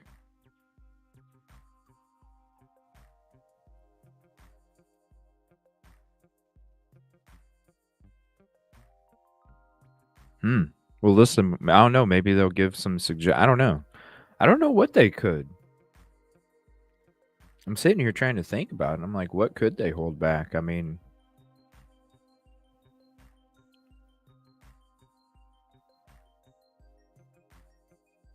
what could they hold back? I don't understand. Anyway, we all, Right. it's not that it's something that's brand new. What's But up? what if you Bella? get that one person who is, focused, and they've been waiting, and they go, "Oh crap, that's what I saw that. I saw that." Okay. Now you start solving crimes quickly. Okay. You're not 3 years down the lane with Summer Wells, and you have a reasonable suspicion that A, B, C, and D may be involved. Mhm. Okay. It's, and you don't have the exact same press conference over and over and over again and saying nothing. That's not how you solve these kind of cases. You solve these kind of cases by being transparent with the public, and you come out and you stand at the podium and you say, okay, the investigation to date, okay, we've had, bum, whatever. Okay. And by the way, we have confirmed that Seth Rogers was at work at the Sumner County jail, or whatever the jail is where he worked, from this time to this time in the morning. At this point, okay, we don't have enough evidence that would show he is a person of interest. The investigation is continuing. Now, same thing with the dad, with, the stepdad. At this point, we show that he was over in Bing, Bing, Bing. Okay. We don't have any other evidence at this point indicating he's a person of interest to date. Of course, this is a fluid situation. Anything could change. So we need your help as the public. Please continue to. So with the lights, what do you think? Because this is what okay. So we already went through, because we don't go off of Google, and we don't go off of we go off of real footage. Okay. So I was actually there a few weeks after it happened. Okay. I was there a few weeks after it happened. Now, I went through my old footage when there's a lot of stuff being broke down. I went through my old footage, and then I used Google to show you guys. I don't know if you can see it on Google, but I used my real footage to show you guys that another camera would have caught so if the vehicle was either parking right here, if the vehicle was parking right here, or if the vehicle was parking right here, okay, like is being speculated, then this house right here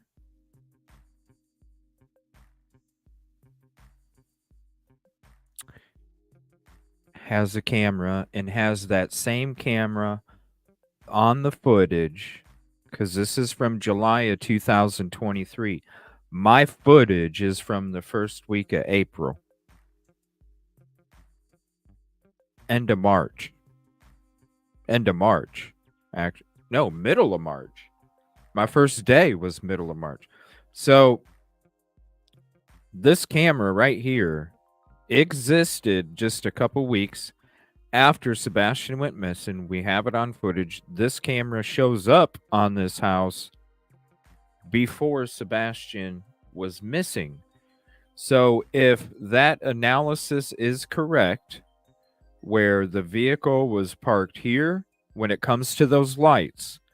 If the analysis is correct that the vehicle was parked here, the vehicle was parked over here, or the vehicle was parked here, this house has that abduction on camera, might even have a license plate when the brake lights light up and it illuminates the reflective capabilities on the license plate. That light bouncing off other structures, then to the reflective capabilities of that license plate, that would have the abduction caught on tape. Make, model, everything.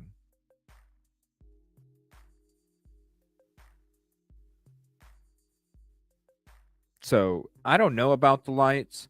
That's why I want to look some more. But I know that there's some people out there doing some work. Speculation is that they parked here, here, or here. And I'm telling you right now, because I know I got the footage to show, this camera exists when Sebastian went missing and would have this whole area on surveillance. I don't know about the lights. We're going to check into it sometime. But that house has it. And that's a Ring camera. And those have pretty good night vision, y'all. Pretty good night vision. Keep Sebastian out in front of your eyes. That is the latest information. What else is going on? Okay. Now, if you don't have that on other people, then you don't say it. And because what that does is it moves the case. It moves the case. The case is fluid. I have a case right now in Texas that I'm working with an agency for the last 2 years. And I've told them, you got to move, man. And I got a text message yesterday. We found a fingerprint. Bingo. Keep rocking. Okay. And those are the kind of things you can't just sit back and say, well, we know everything. We're all knowledgeable. Well, really? Okay. That's not how these kind of things go. Because at some point, the FBI is going to say, hey, guys, what else do you got? Blah, blah, blah, blah. Remember the day when you talked to the lead investigator in Summers' case? Do you remember calling him? And didn't you have a conversation with him? Yeah. Okay. Remember he was on the news and he says, yeah, I come in, I look through the Summer file. And then what does he do, Josh? Then he checks his voicemail and then moves on to other cases. That case is cold. Ice cold. Wow. I would think so. Yeah. But there's a facade that it's cooking. Okay. Trust me, Bella, I felt the same way the last 4 months since we stopped doing our searches. Trust me. I feel the same way.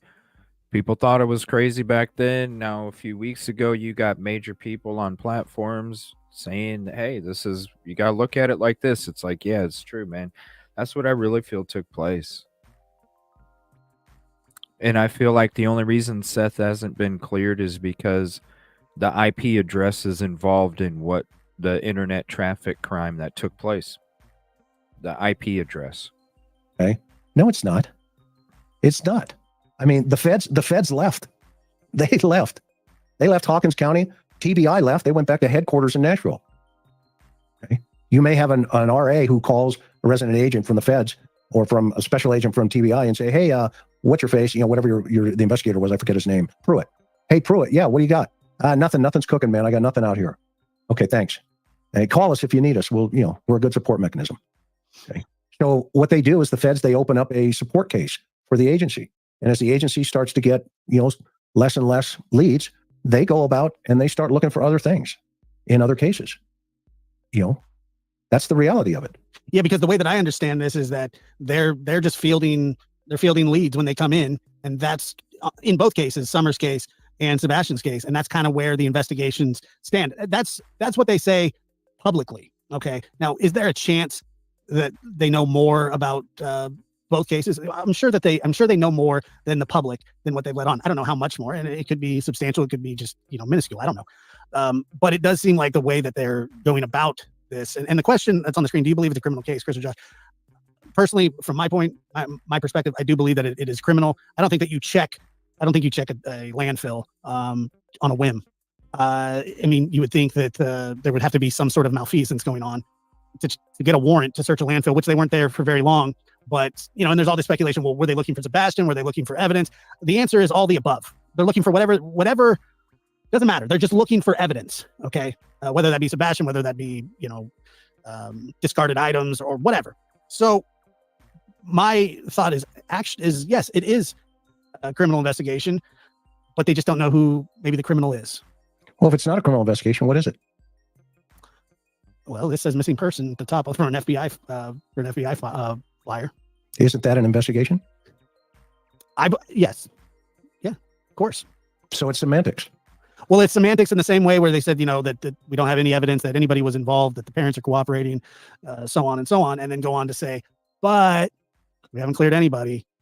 And I mean, that says that they're looking to clear people that are surrounding the case. Look, the only other option is he walked out of that house on his own free will. That's it. Yeah, because if he was lured out even by a stranger, it's still a criminal investigation. Correct. And I'm not saying that couldn't have happened. I'm not discounting. Yeah, we don't know. We don't know. I mean, it is completely possible. Right, but, SOC? you know, So if there's no foul play, then what is it? Yeah, I mean, right? I mean, if there's no foul play, then why do you need the TBI? Why do you need FBI? And why do you need the sheriff's department? I mean, that's a lot of resources for a non-criminal investigation. Well, or no foul play. Or no foul play. Why don't they just close the case and walk away? There's no foul play. Let's just go down. Let's play that game. Mm-hmm. I'm the cops. I come out. Okay, guys, no foul play to the public. Have a good night. Like Quentin Simon, you know? Like Quentin Simon. Just disappeared. We don't know where he was at. And then all of a sudden, some footage pops up of somebody going by a trash dumpster a few blocks away.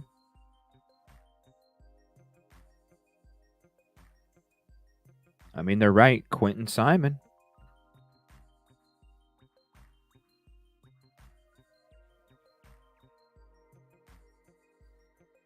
Quentin Simon. Remember how it all went down too? Until they discovered that video of the trash dumpster.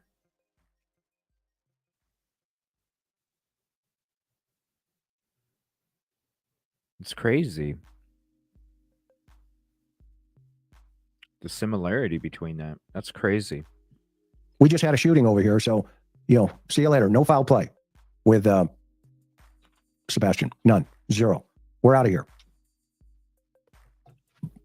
Yeah, like I said, I just don't. Does it make sense? No, it doesn't make any sense. I mean, it not being a criminal investigation doesn't make any sense. I understand that they may not have quote unquote suspects, persons of interest, whatever you want to call them. I can understand them being agnostic about it with no evidence that points to anybody. But, you know, like you said, the only other option would be him running away barefoot and in the middle of the night, but they don't even know how he got out of the house. There's no signs of forced entry. There's no signs of him leaving the house. You know, there are people that think that he may not even have come back to the house that night. Just like Quentin Simon. Just like Quentin Simon.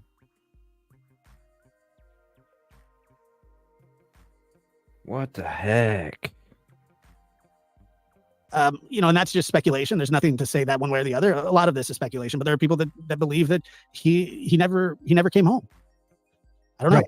And that would be called suspicious behavior. Yeah. So, you know, we have to think of it like, okay, then if there's no foul play, but he had suspicious behavior, then what are your options?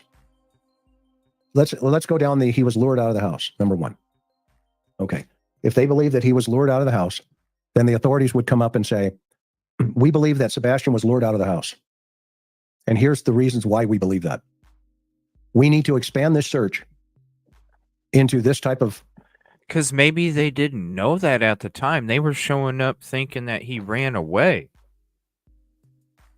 They didn't show up. They showed up as a runaway, not as an abduction. So why would the cops...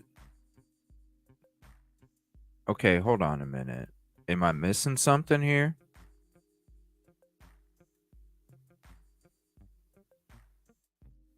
Am I missing something here? Because maybe they didn't discover. Right, she reported it as a runaway,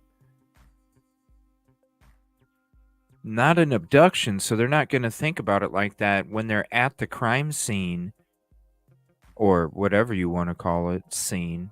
I'm thinking it's abduction, not a runaway. So I'm calling it a crime scene.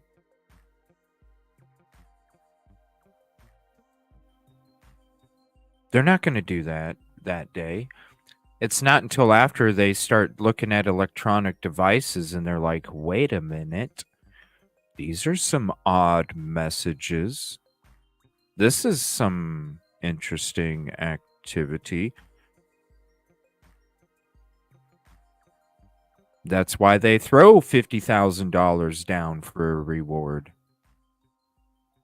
That's why they throw that down.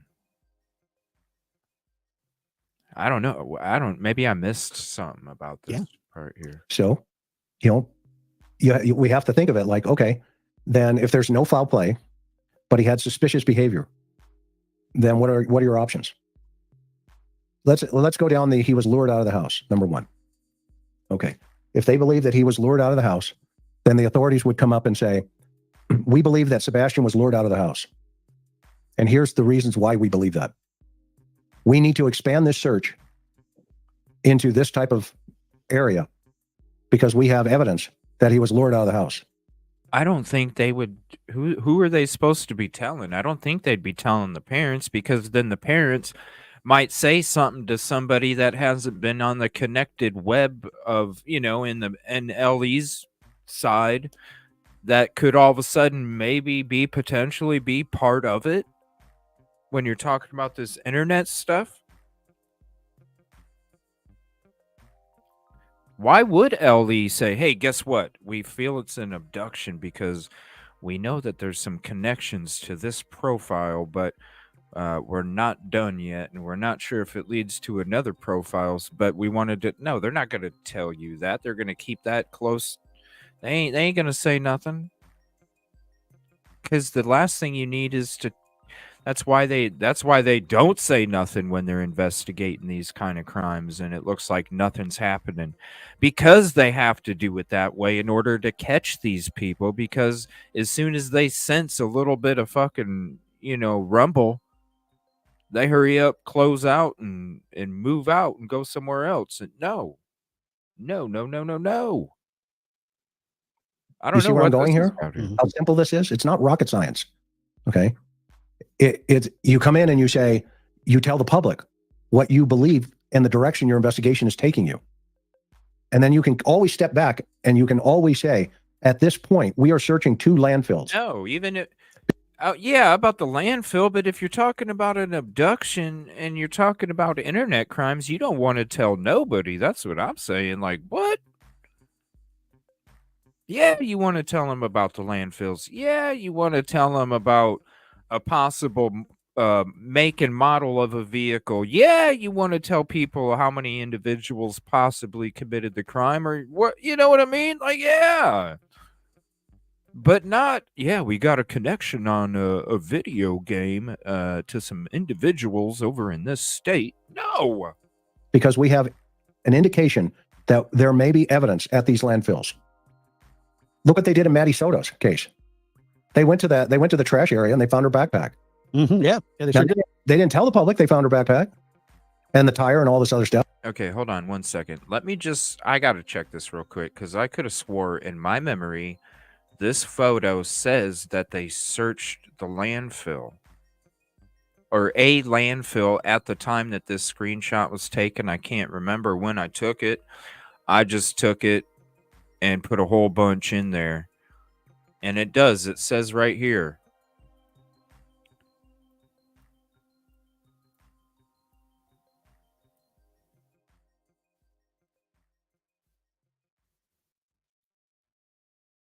I don't know. I'm missing something here. I'm missing something here. I don't know. Yeah. Okay. I don't know. But I'll guarantee you, if they were asked, why are you searching the landfill? Because they would have responded. Florida would have responded. Because at this point, we believe there's evidence at that landfill. And we're not going to reveal that evidence at this point.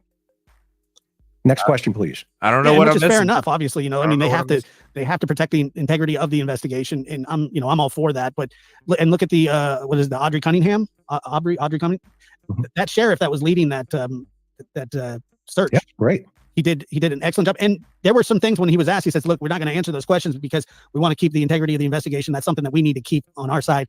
But I mean, they did let out quite a bit of information, and they nabbed this guy pretty fast. They said, look, we got a person of interest here. We're looking for him. And I mean, they wrapped that one up rather fast, and I think a lot of that was because they wanted the public to help. And I'm not saying that in this case that they don't want the public to help, but it does kind of seem as though, after the first couple of days, they're like, well, like you kind of said, well, we don't see any indication of, foul play. But we'd also, those are the kind of word salad situations that can be bothersome in these cases when you say, well, we don't have any indication that there was foul play, but we don't have any indication that there wasn't. I mean, you might as well say, you don't know what happened. We don't know. And that's the long and short of it, which is fine. But on this question here, Robin says, do you find the coincidental date he disappeared concerning? And can Sebastian's mother call you in? She was allegedly cleared and had custody. From what I know, from what I understand, that nobody has been cleared publicly. I do not believe that she was cleared. And I think what you're talking about, the date was maybe filed for divorce somewhere around there. Not in this situation. I don't find that troubling. Well, how could they have cleared her? I mean, I don't think they did. I don't think let's go down that line of thinking for a moment. How did they clear Seth, the stepdad, and the mom, biological? How do they clear them? Okay, you can go in and take a poly, and the polygrapher can say, I'm not sure. So, you know what? Thank you so much. Or they'll come in and say, yeah, you know what? There's a high probability they're telling the truth, or, I'm not really sure. Okay. Thank you very much. Okay. Now, all of a sudden, though, you say, no foul play. We have a 15-year-old here, and there is no foul play. But here's $50,000 if anybody knows something. Towards the location prosecution. And nothing to see here. Everybody's been cleared. Okay. But here's 50 grand as a kind of a backstop, just in case. It's a word salad.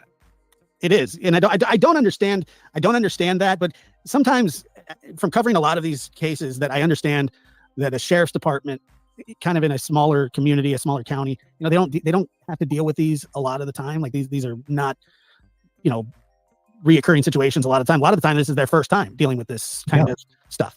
And it's overwhelming. And that's why there are people, specialists, people that work for a certain fund, not just the Cold Case Fund. There's a lot of places, there are a lot of resources out there. And, we're not just pushing this Cold Case Foundation thing. We're just saying that people call in help all the time, from ex-police officers to active, profilers to whatever. There's resources out there. There's people willing to help. Chris, I'm going to ask you this question knowing the answer to it, but I want this to be crystal clear, because I know that there's a lot of people that will watch this and they'll kind of go, what does this guy know, or what do these guys know? How many death investigations, not homicide, death investigations, missing people, or whatever, have you worked in your career? That you just give me a rough estimate. Like suicides, naturals, that kind of thing? Over 200. Here's my case log. This is my case log from my career, and I'm working currently 3 cases. Okay. This is my case log. Every one of these on this sheet, on this sheet, on this sheet, on this sheet. You see where it says 187 at the top right here? Those are homicides. Every one of these are homicides. Now, we're not talking about the people that I put into bags standing on the train tracks for the coaster going up and down the coast of California from Los Angeles to San Diego. I put a kid in 43 bags one night. So those are about 200, and murders roughly around 300. Around 300 murders. And I know that your solvability rate, and I'll just say it, is over 90%. Right. And that is because, well, first of all, you have great instincts as an investigator, but you also work your tail off to solve these cases, because it takes a lot. You can, the McRockpile thing. How many dead end leads have you had to chase? How many false reports have you had to take? How many times your phone ring and you kind of go, oh, well, I got to check this out anyway. But you're like, this doesn't sound credible. I mean, that was your job every day. Right. And, I know a lot of people say, well, they shouldn't turn this in or they shouldn't turn that in. It's kind of part of the gig, as an investigator. The investigators that are working this case are committed to it. I'll guarantee it. I believe that too. 1,000%. And they want results. The family wants results. Both families, if there's no foul play. Correct. Everybody wants results. Okay. Where investigators get stuck is, well, I'll give you a simple analogy. Hang on for a minute. Please I always do. love Please do. these little things. Simple, please. Simple, please. Thank you all for hanging out. Appreciate it. I want to hear. He's going to the McRock pile. Yeah, I I'm want going to. into the, I'm just kidding. I want to hear the answer to this question right here. I don't know what he's doing. So years ago, when I started this game, and I was transferred into homicide in 1990. Okay. But these here, I'll just give you every year you'd go to these conferences, and this is, and by the way, if anybody ever said they worked homicide, anybody, have them show you the creds, the street cred. Okay. Street cred. If they don't have it, He just showed you the street cred. He threw his badge up there. The street cred, baby. they're liars. Yeah, I noticed there are quite a few people that claim Here's that 187. See that? Yeah, That's street 187. That's the cred, California baby. Penal Code. Street homicide. cred, baby. This is the California Homicide Investigators Association. That's CIA. right. Uh-huh. CHIA. Uh-huh. Okay. You don't just get one of these. Look at that button. Okay. And so I was at a conference one time years ago. That's right, buddy. And Flash it. There was a guy sitting off to the edge. This was 1990 or 91, if I remember correctly. I'm not getting any younger. And still sinking cars. I look over there, and this guy named Jigsaw John, LAPD, he spent 43 years in homicide. Now do the math on that. Do the math on that. 43 years in homicide. Okay. What are you going to teach this guy? What are you going to talk to this guy about? Right? So any ex-PD folks out there, you know that, when you work these kind of problems, okay, that it took a long time to earn that respect and to get there. And you just can't say, yeah, I'm that guy. Really? Show us the creds. Show us the creds. Because we hate stolen valor. We hate it. Okay. So I see this guy sitting over there, and I said to one of the guys that was there, I said, hey, is that Jigsaw? That's street cred. They called him Jigsaw John. And he's like, yeah, that's him. Jigsaw I said, holy John. crap. I'm going to go talk to him. Yeah, let's go talk to Jigsaw John. I'm like, go ahead. He's a nice guy. What's okay. Up? What's up? So I go sit next to the guy. And this is just a What's up, Vivian? Let's go talk to Jigsaw John, okay? couple of years before he's retiring. And he says to me, he says, hey, well, blah, blah, blah. And I said, hey, Jigsaw, you're a legend, etc. And anybody can look him up. It's called Jigsaw John. Oh, damn, he is a And legend. I said, sir, can I ask you a question? Oh, shit. And he goes, yeah, kid, what do you want? Oh, shit. And I said, what's your secret? I'm sorry, Jigsaw. And I'm paraphrasing. It's been so long, but the gist was there. He got it. My bad. And he says to me, he said, you really want to know? Yeah. I said, yes, sir. What's up? He said, okay, I'm going to ask you one question. Oh, what is it? I said, all right, what's that? Yeah, what is it? Are you teachable? Are you teachable? What? And I was like, what was his answer? What? well, my answer was, yeah, I think so. And he goes, no, right. Go ahead. No, yeah, your answer was, yeah, I think so. right. And he said, that's not the answer I wanted. What? I'm going to ask you again. Whoa. Are you teachable? Whoa, what? And I said, I finally obviously did the math. And I said, yes, sir. Now, this is a guy that worked Black Dahlia. Now, think about that. Wait, what? Okay, this guy worked some of the highest profile murders. Okay, let me rewind this here. What? Okay, what?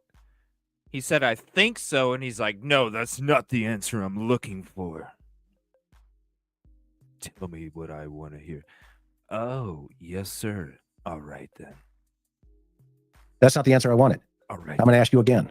Are you teachable? Are you teachable? And I said, I finally obviously did the math. And I said, yes, sir. Now, this is a guy that worked Black Dahlia. Yeah, you better be. Now, think about that. You better be. Okay, this guy worked some of the highest profile murders in Los Angeles. And I'm sitting next to this legend who's a couple years away from retiring. A legend. And he ends up teaching me about certain things in a crime scene and how to make sense of them. That's right. I applied those principles that he taught me. That's right. In my career. Street cred, baby. And I had a 90% solvability rate because of them. Street cred. And now what does that mean? Street cred. It means being a homicide investigator, any homicide investigator in the country, we are just dirt. We are organized matter from a divine providence. And if we're That's all we flexible enough, are. That's all we are. we can be really. taught, That's right. not only from the other side, That's right. but from this side. That's right. And we also have to be willing to let go and realize that it is the public that solves the majority, 90%. Maybe, yeah, it could be higher. And that's a point, to this comment right here. This won't be a popular opinion, but no parent owes a YouTuber or the public any explanation. LE has questioned them. TBI, FBI have questioned each of them. I'm not demanding an answer from anybody. None of us are. Yeah, that's not an unpopular opinion, Kelly. Yeah, I don't think it's an unpopular opinion. But I do think that when a public Amber Alert is put out, that it does become the public's business as well. Now, nobody's asking to interrogate. I certainly don't want to, and that's not really what we're doing here. But here's the key to what she's saying. Okay, a good investigator lets them walk. What do you mean? Hey, you got a minute? What do you mean? What do you know? What happened? Blah blah blah. Turn the key, lock them in. Hey, you got a minute? Yeah. Blah blah blah. Thanks a lot. Appreciate you. Have a good day. Okay. Scott Peterson was out for how long? 4 months. I rest my case. Just because somebody's been interviewed by the cops doesn't mean they're not going, hey, right. This is not, this smells over here. Something's wrong over here. Okay, well, let's let them walk. Let them walk. We'll come back. Yeah. We'll get more out here. We'll get cell phone data. We'll get tag data. Okay. You know what I mean? Oh, subs. Mm-hmm. Yeah. Thanks, Kelly. That's a great question, but you're 100% right. They do not, nobody owes anybody anything at all. And that is a very logical explanation. So, yeah. And a question that's going around the chat is that this right here is the FBI wanted, I guess the website, and they have Sebastian as most wanted. Mm-hmm. Can you explain that? Because I don't really understand it. Is it just that most wanted doesn't mean fugitive? It just means the reason that Homeland Security was there the first day that we went searching was because internet crime. Internet crime means that they're looking for this child, correct? Right. They're putting a lot of energy into searching for this young man. Why wouldn't Summer or somebody like that end up on this list? Well, that's a great question. They probably had a clarity of focus, and they weren't going to expend. You may have a flight situation here. You may have multiple states involved. Not only Tennessee. It could be going east and then north up into Alaska. So you're going to put the young man on a broader RA resident agent flap. Chris just said Alaska, y'all. 130.55. Because most of this obviously goes to every post office and every resident FBI office across the country. Yeah. So let me see here. So he's not on the terrorist. He's not on he's under the kidnapping missing persons correct most wanted list. Right. And look how many there are. How many are there? Oh God. So many. Yeah.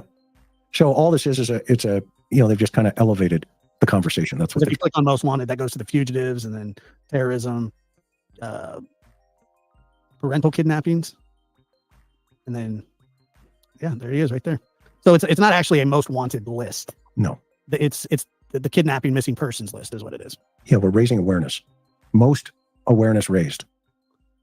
Which is a fantastic thing. I truly do believe that they are working the case. I believe the FBI is working the case. I believe that Sumner County is working the case. And maybe the results aren't coming in as fast as people would think. And maybe they're stumped, which happens a lot every now and then. Internet I don't think they are. You don't think they're working it? No, I think they're working it. Yeah, but I don't think they're stumped. Is that what you said? Maybe I misunderstood. No, I said that they could be. I didn't say that they are. No, I think Summer's case is at a slow crawl, but not this case. I think they're working this thing behind the scenes at multi levels, in multi jurisdictions. If they believe that he's been moved and or still alive, then they're going to put all the resources they can into it to find him. And that's why they dropped $50,000, and that's why I continue to feel he is still alive. Yes, internet crime. That's why they're not saying nothing. You already got the mob crew starting to get into the abduction theory now. It's been an abduction since me and Busby and Trey were all there together. at the end of our last search together, and we were like, damn, there should have been something after all this searching. Should have been something. And I'm driving home, and I'm like, the only thing that makes sense to me, abduction. And then you start looking at abduction, you go to the neighborhood, you're like, this isn't some road that some random van's gonna drive down and go, hey, no. It didn't happen when he was out riding a bike or nothing. It happened in the middle of the night. That tells me he knew who it was. It tells me they knew what time that they would probably have a good chance. Video games. People want to sit there and act. I see that. I hear about it. Oh, there's no way. Oh my gosh, people are creating rumors because of video game abductions. No, look at the local news in the area, crackpot. It happens. We've played the local news clips of it happening in that area. You think about all the missing, the runaways, all of those things. It's right outside of Nashville. The traffic rings, the connections. Come on now. And I'll keep saying it. That's why Seth ain't cleared. The IP address. It seems like that's what they're doing. Well, and that's why the reward that could have too come up at this point, That because too. now if they're going Major outside of the highway. circle, okay, now it doesn't mean right that outside the inside of the Nashville. circle isn't in play. Okay? If those lights, I mean, shit, one was just busted like a week or two ago, right up north of Hendersonville, because he was freaking parking at a parking lot he wasn't supposed to be in, and they busted him, not registered. Come on now, it's right outside Nashville. And the people that do it, think of all the people that have gone missing. And the people that do it, man, Hendersonville's a great spot right outside of Nashville. It's dark as hell. There's barely any lighting. And then you got one of them sitting in Nashville playing the same damn game. Hey, I'm from Hendersonville. Oh, cool. I'm like 10 blocks down the road. You want to see my puppy?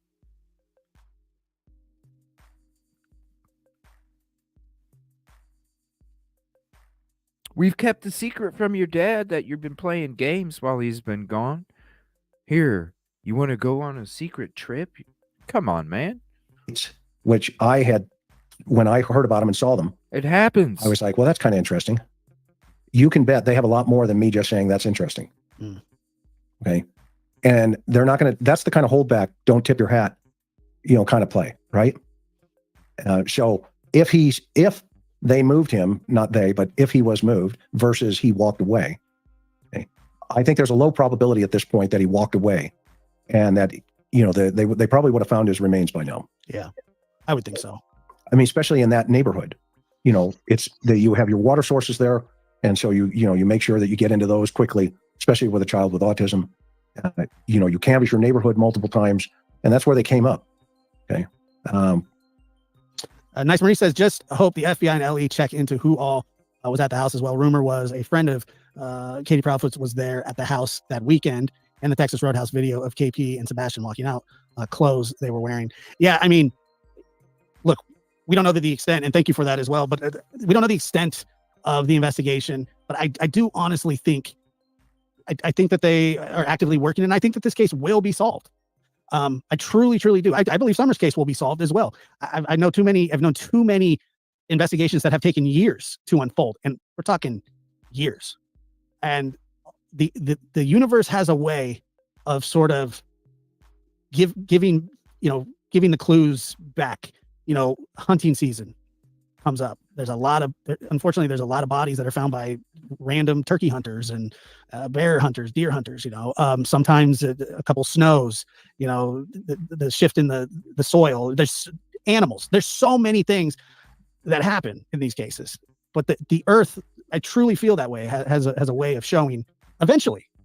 It happens quite often, and I'm very, very hopeful in both of these cases. Let me see. Money Paw says, also, would it be protocol to immediately do forensics in the house, luminol, etc.?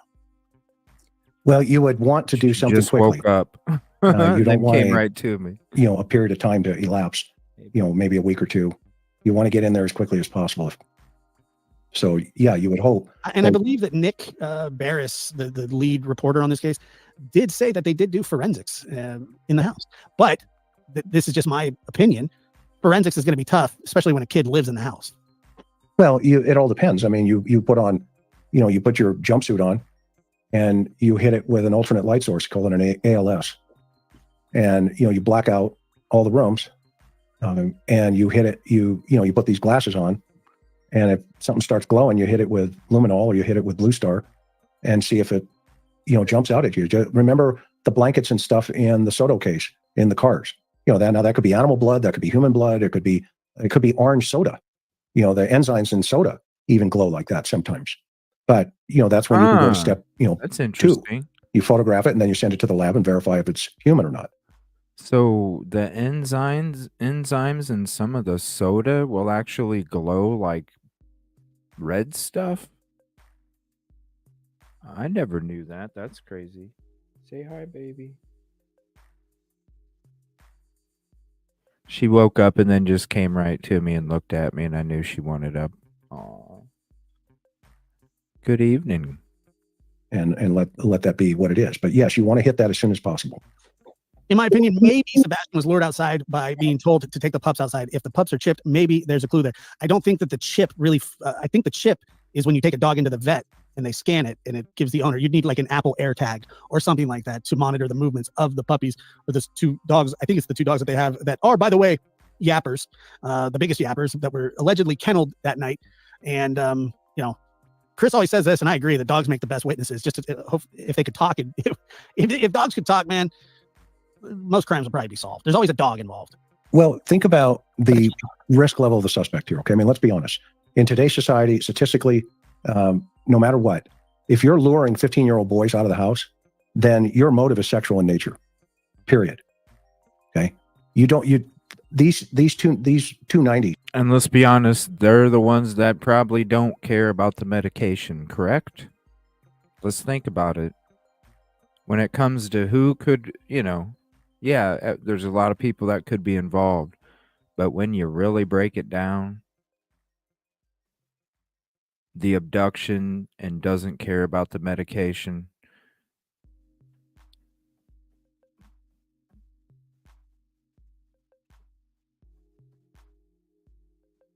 they might even pay extra. You know what I'm saying? They might even pay extra.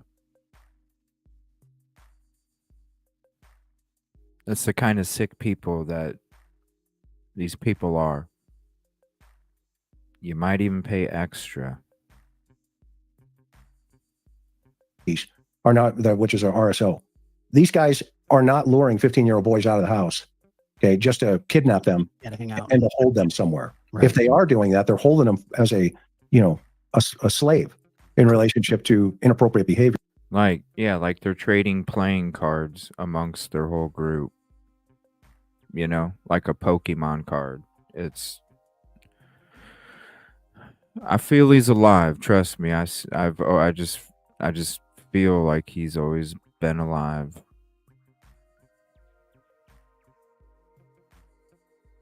Poor kid. And so let's just get right to that. The fact that, mom hears a thud, and then somehow, some way, this random RSO or somebody with a motivation to get this 15-year-old boy out of the house. Okay. Why is he doing that? Why is the suspect doing that? No, you can't. Taking such a high risk with no reward. No coffee. With no reward. It'll stunt your growth. So that's part of the conversation that the cops are having, and they're going, well, we're not seeing any criminal thing here. Okay. What they're really saying is they don't have to tell us that right now. Right. And they don't. No. They may have a whole geofence of data that the public has no idea exists. How long does stuff like that take to come back? I mean, could they still be waiting on that kind of stuff? No, they I haven't. don't think so. They have it. Yeah, that's what I thought. Somebody challenged me on that the other day, and I was like, I figured that they would have that kind of stuff back. That would probably be a priority since this seems like a priority. He's on the FBI. Do they have a phone? Do they have Sebastian's phone? I believe they do. They had it that day. I believe so. Do they have the parents' phones? Yes, or they did. I don't know if they were given back or not. They had it that night. Wait, what? Just like this was just 3 days Yeah, ago. I just dumped it. It's called a UFED, and it's a device. You know, when you go into your Verizon store and you port your number from AT&T to Verizon, you say, I want to keep all my contacts. Right. They stick that into a UFED. Yeah, I did that not too long ago, actually. And it transfers all your data? Yeah, it didn't take very long. Okay. Well, the ones the cops have are on steroids. Yeah, I don't doubt that. You get cookies, you get everything. Go ahead. Rogue says, would you think if he was kidnapped by an outsider, he or she would be slashing searchers' tires, shooting, warning shots, threats, etc.? So you think possibly that the person would be trying to hinder the searches?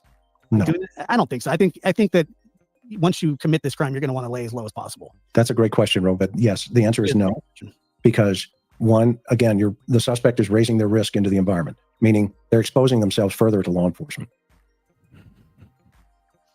Yeah. Okay. So let me. Me neither. What about the 26th date on the wanted poster? Mom reported she saw him at 10 p.m. on 2/25. If that's not a mistake, they know something that we don't. That may be when they produced it. I don't know.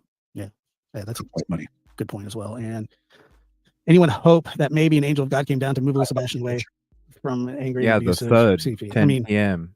The thud. Anything's possible. The ex-wives will speak to that problem. Oh wow. Yeah. Oh wow. Yeah. 30. Well, let's see here. Who killed Beth Ellen Vincent? 30-year-old case. Heating back up by doing investigation podcast. Our motto: the more you put out, the more you get back. All the new witnesses are now speaking after 30 years. Never give up hope. What a wonderful thing. And I'm going to write that down because I am very curious about that. Thank you as well. Let me see here. Let's get a couple more. You got a bunch up there, bro. I'll just keep my mouth shut, run through them.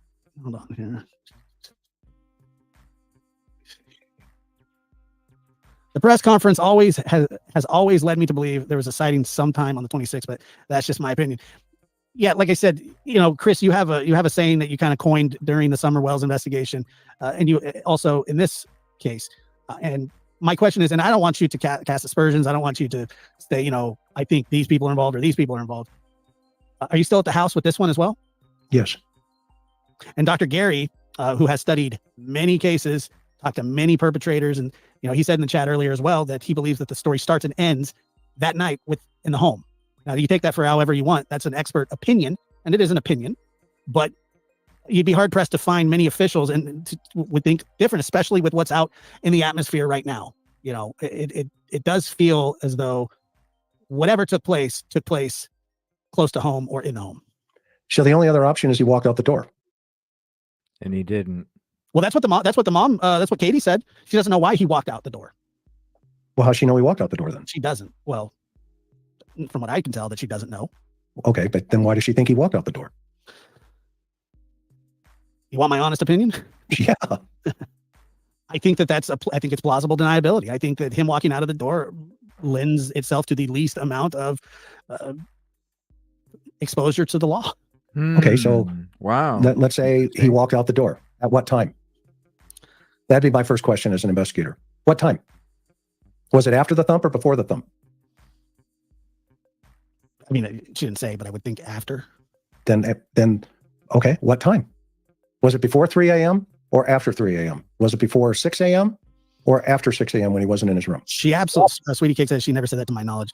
She absolutely did say that. She said that in an interview. She said, I don't know why he walked out that door. I've heard it probably 150 times. I'm surprised that she hadn't. Yeah, if anybody's arguing in the chat and being disrespectful to each other, they could go. I mean, I don't mind anybody being here. I love having everybody here. And, I'm not on one person's side or the other, nor is Chris. So everybody just, you be respectful. It's okay. I mean, these are common sense questions, right? No, this is fine. I'm not talking about this one specifically.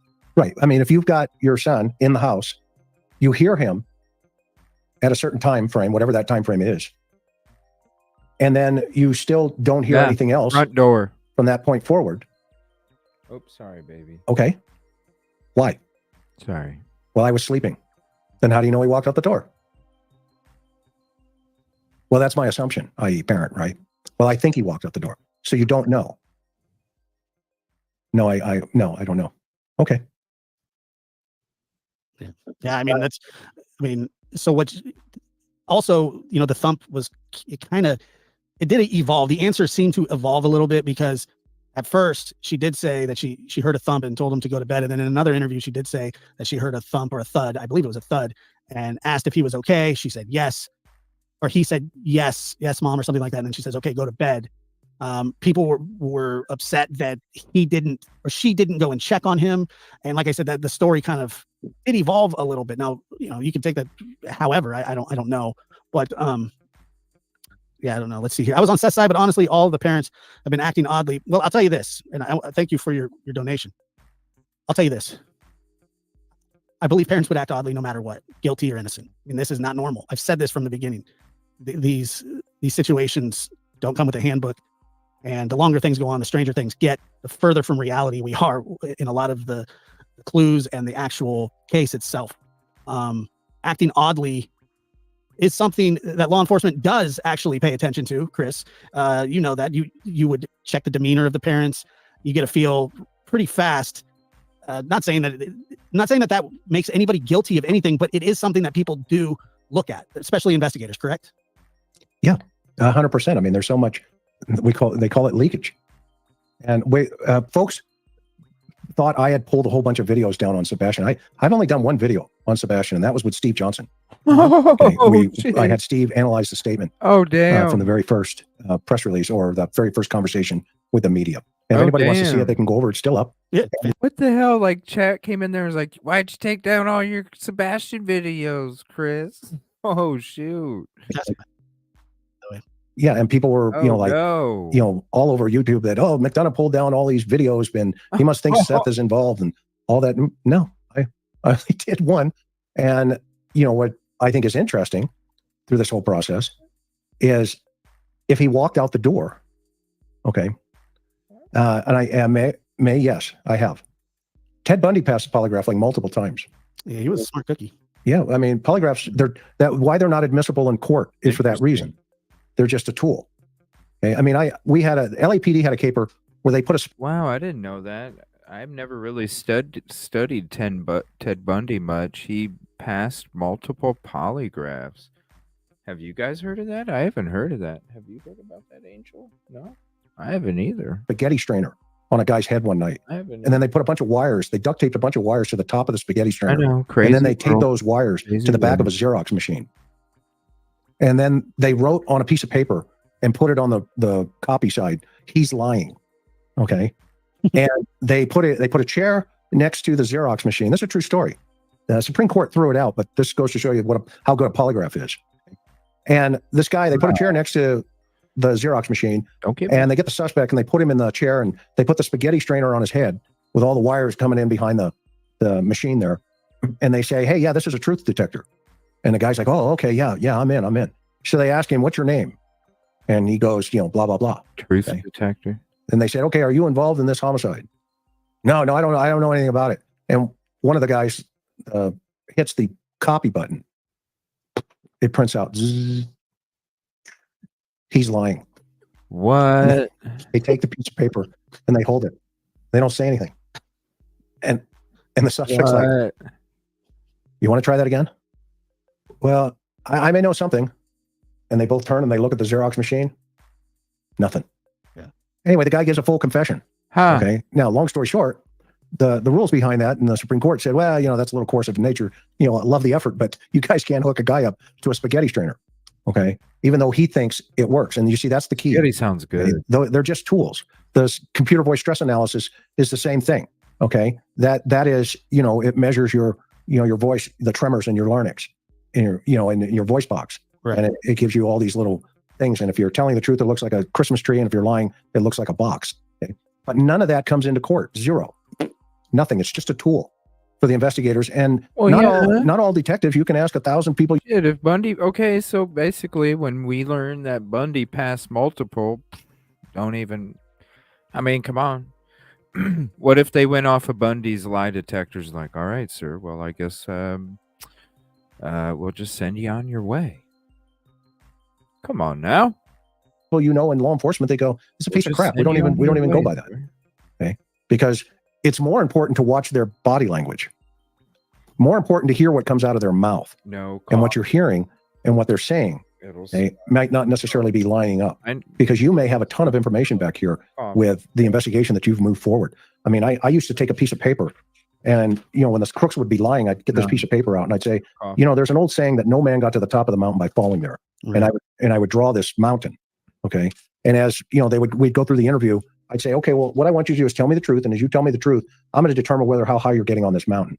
Oh yeah, blah, blah, blah. And so you go, okay, well, you're right here. You're right there. Almost there. Well, okay, well, how do I get there? I need more. You got to be honest with me. Okay, blah, blah. I know you guys are talking food. I'm hungry. Kitty wants coffee. She won't leave it alone. I'm afraid to even drink some more because she... Watch, maybe I can sneak a sip in. Hold on.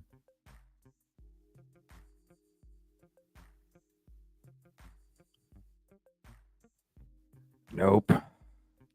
No, baby. No coffee. Dang it. Now I gotta wait. Blah, blah, blah. You're almost right there. And then they lie. You go, oh, dang it. You just fell. You're down here. No coffee. Okay. And they're like, oh, crap. Well, how do I get to the top of the mountain? Just tell the truth. Tell the truth. So anybody who professes so much truth so often, okay, is lying, because they're convincing you. They're over convincing you. They're over convincing you that they have nothing to do. You see it now. She's peeking behind, so she thinks she's peeking around my neck, right? See, look at her. She's backing up. She's like just peeking just a little bit. She's like, "Oh, I'm gonna get that coffee, CJ. I'm gonna get that." Oh, see what I'm saying? You see what I'm saying? You can't have coffee. Let me take a drink. Let me take a drink. Let me take a drink.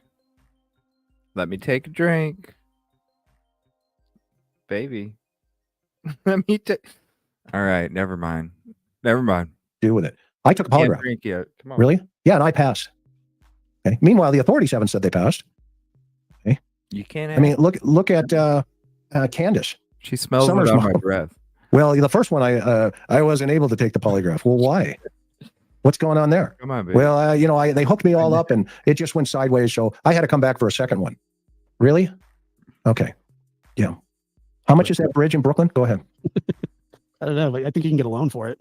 Let me see here. And good to see you, Dr. Eve. No. How did Chris P call Nina if Ellie took his phone? Why did Chris tell Nina they wouldn't make it to the custody hearing? Sebastian could have been found. I don't know the answer to that. Honestly, I wish I could answer your question. I can't. I mean, it's a good question, but depending, I mean, who knows how fast they got it back, or I don't know. Couldn't the thump have been a cover in case he is found he had a head injury to the head showing cause of death? Possibly. I mean, great question. Go back upstairs. That would be some serious premeditation. But gotta get him out of the house. Got to get him out of the house. Any possibility Ellie would hold Sebastian in protective custody until they figure out if he's a danger? No. They can't. They're not going to put out an active Amber Alert, or 50 gram. There you go. Or go back upstairs. And so. Yeah, this case is it is baffling, but upstairs. I believe you're right when you say it's not rocket science. And I really do hope that go back upstairs. That soon that there's some finality for the families, for Sebastian, wherever he may be. Yes. What we do know is that Sebastian is not now accounted for where he's supposed to be, and either he snuck out and has successfully manhunts, drones, FBI. I believe the National Guard was out helping, volunteers, or somebody got the jump and has successfully hidden him away somewhere, in which the condition is we don't know. Roll up to the details on this flyer. I feel alive. I really do.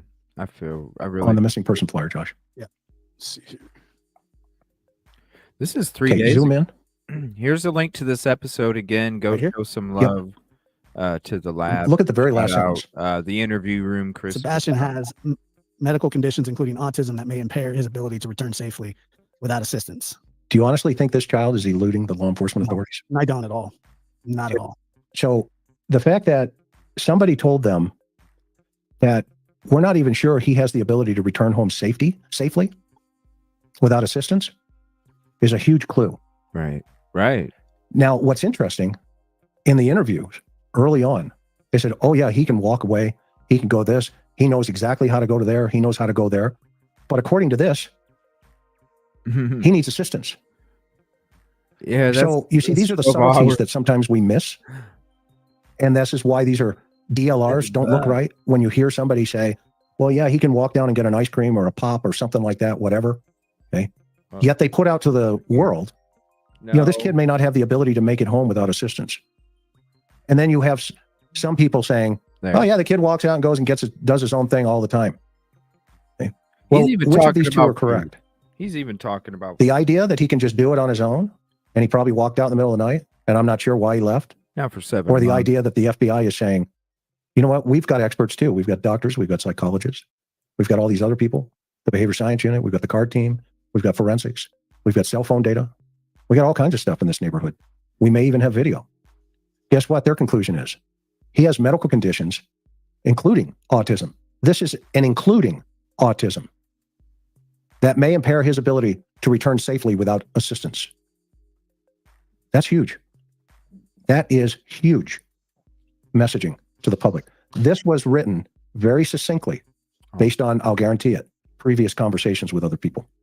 This is a message to those other people. When we used to want to talk to a killer, okay? Remember the Zodiac, they would put ads in the paper and say, hey, meet me and same with Ted Bundy. Meet me at this that was in address the 70s, man. if you get the chance. That Frank, was in the 70s. That was in the That's 70s. what this is. This is a very clear messaging that we're not leaving the house. We're not buying it yet. That's what that is. In the 70s. Yeah. I mean, So that said, I'm going to go ahead. Do you think they are tracking? Yes. If they're not, I guarantee, well, I'm not going to go 60 to what the years capabilities ago, are, but right. Thomas, yes, I would say so. And so, and Thomas, Thomas, by the way, always asking great questions, leaving great comments. I really appreciate Thomas Randall. I don't know if you're late or not, but if you go back sort of towards the beginning-ish, middle-ish, we do go into detail. We do go into detail a little bit about the medication situation. So we're getting a little rowdy here, so I'm going to shut her down. They are. I'm not even watching it, so I'm not sure what's going on. But nothing really, not just differences of opinions, and which is fine. I got no problem with any of that. I just ask that people be respectful of each other, and everybody's fine. Nobody's out of control. Everybody's involved. Everybody wants to find this young man. There's no question about it. But so I'm going to let you close out because obviously this is your channel. But here's the one thing I would leave tonight. Oh yeah, one thing, disrespectful. Later. I mean, that's how you fix the problem. Damn, that's crazy. That sucks. Well, I mean, they already went for 2 hours, though. They already went for 2 hours. Let me say, he said he's going to leave you here with one thing, but there's still another 20 minutes. So I don't know what that one thing could be. Let's see here real quick. Night for everybody personally. Law enforcement is on it. They know what time it is. Okay? Nobody is hoodwinking them, in my opinion. Okay? They have very capable individuals engaged in this situation. The only critique that I've had personally, and this is just my opinion, nobody else's, I could be 1,000% wrong, okay, is that they should immediately at some point cut Seth loose if they know where he was. Or any. Well, Seth first, because if somebody's at the jail, right? No, I agree. And your biological son disappears, okay, and then they know he's there, okay, then the only other possibility is he organized an abduction, okay, while he was at work. And is that probable? Because now you have to stash that kid for 7 months. No. Okay, go on YouTube, drive around all that area looking for your kid, show up at a... No. I mean, let's be honest. Let's be honest. If anybody was going to take him and stash him and not worry about the medication, I doubt it would be him. You know what I'm saying? Let's just be honest. But there's the link. There's still another 20 minutes left. Yeah, I don't buy it at all, Katrina. There's still another 20 minutes left. Definitely go encourage you to check it out. I'm sure he just continues to talk more about maybe even some other theories and stuff. But definitely go hit that link and definitely hit the like trophy heart in the comment section and show some love over there. It was a great conversation. A lot of great points, too. And, geez, I did not know Ted Bundy passed lie detectors. Multiple. That's crazy. That's real crazy. I want to say thank you all for hanging out tonight. It's going to be an early morning tomorrow. We're going to see if we can get it live. I have a really good feeling we're going to be able to for Dog on Court TV. And if not, we'll check out the Mr. E Crimecast episode where the lawyer's on there, and we'll probably go more into the legal stuff when it comes to, everything that's going on in the case right now. So I want to say thanks for hanging out tonight. Check it out this episode. If you missed last night, you'll definitely want to check it out, especially when we were covering the Jennifer Coffindaffer conversation with John Schiffer. Very interesting, very informative. So definitely check it out. Thank you so much. Appreciate it. Please hit the like if you haven't yet. And if you're not subscribed to us, please consider doing so. And it's time for this cat to go tear up her toys because she is waking up. Now she is feisty. You see her already. She wants that fish. Good night, everybody. Appreciate you. We'll see you tomorrow 2 times. Micah protest tomorrow night, first ever Thursday night. We'll see you tomorrow night, and we'll see you tomorrow morning. Good night, everybody.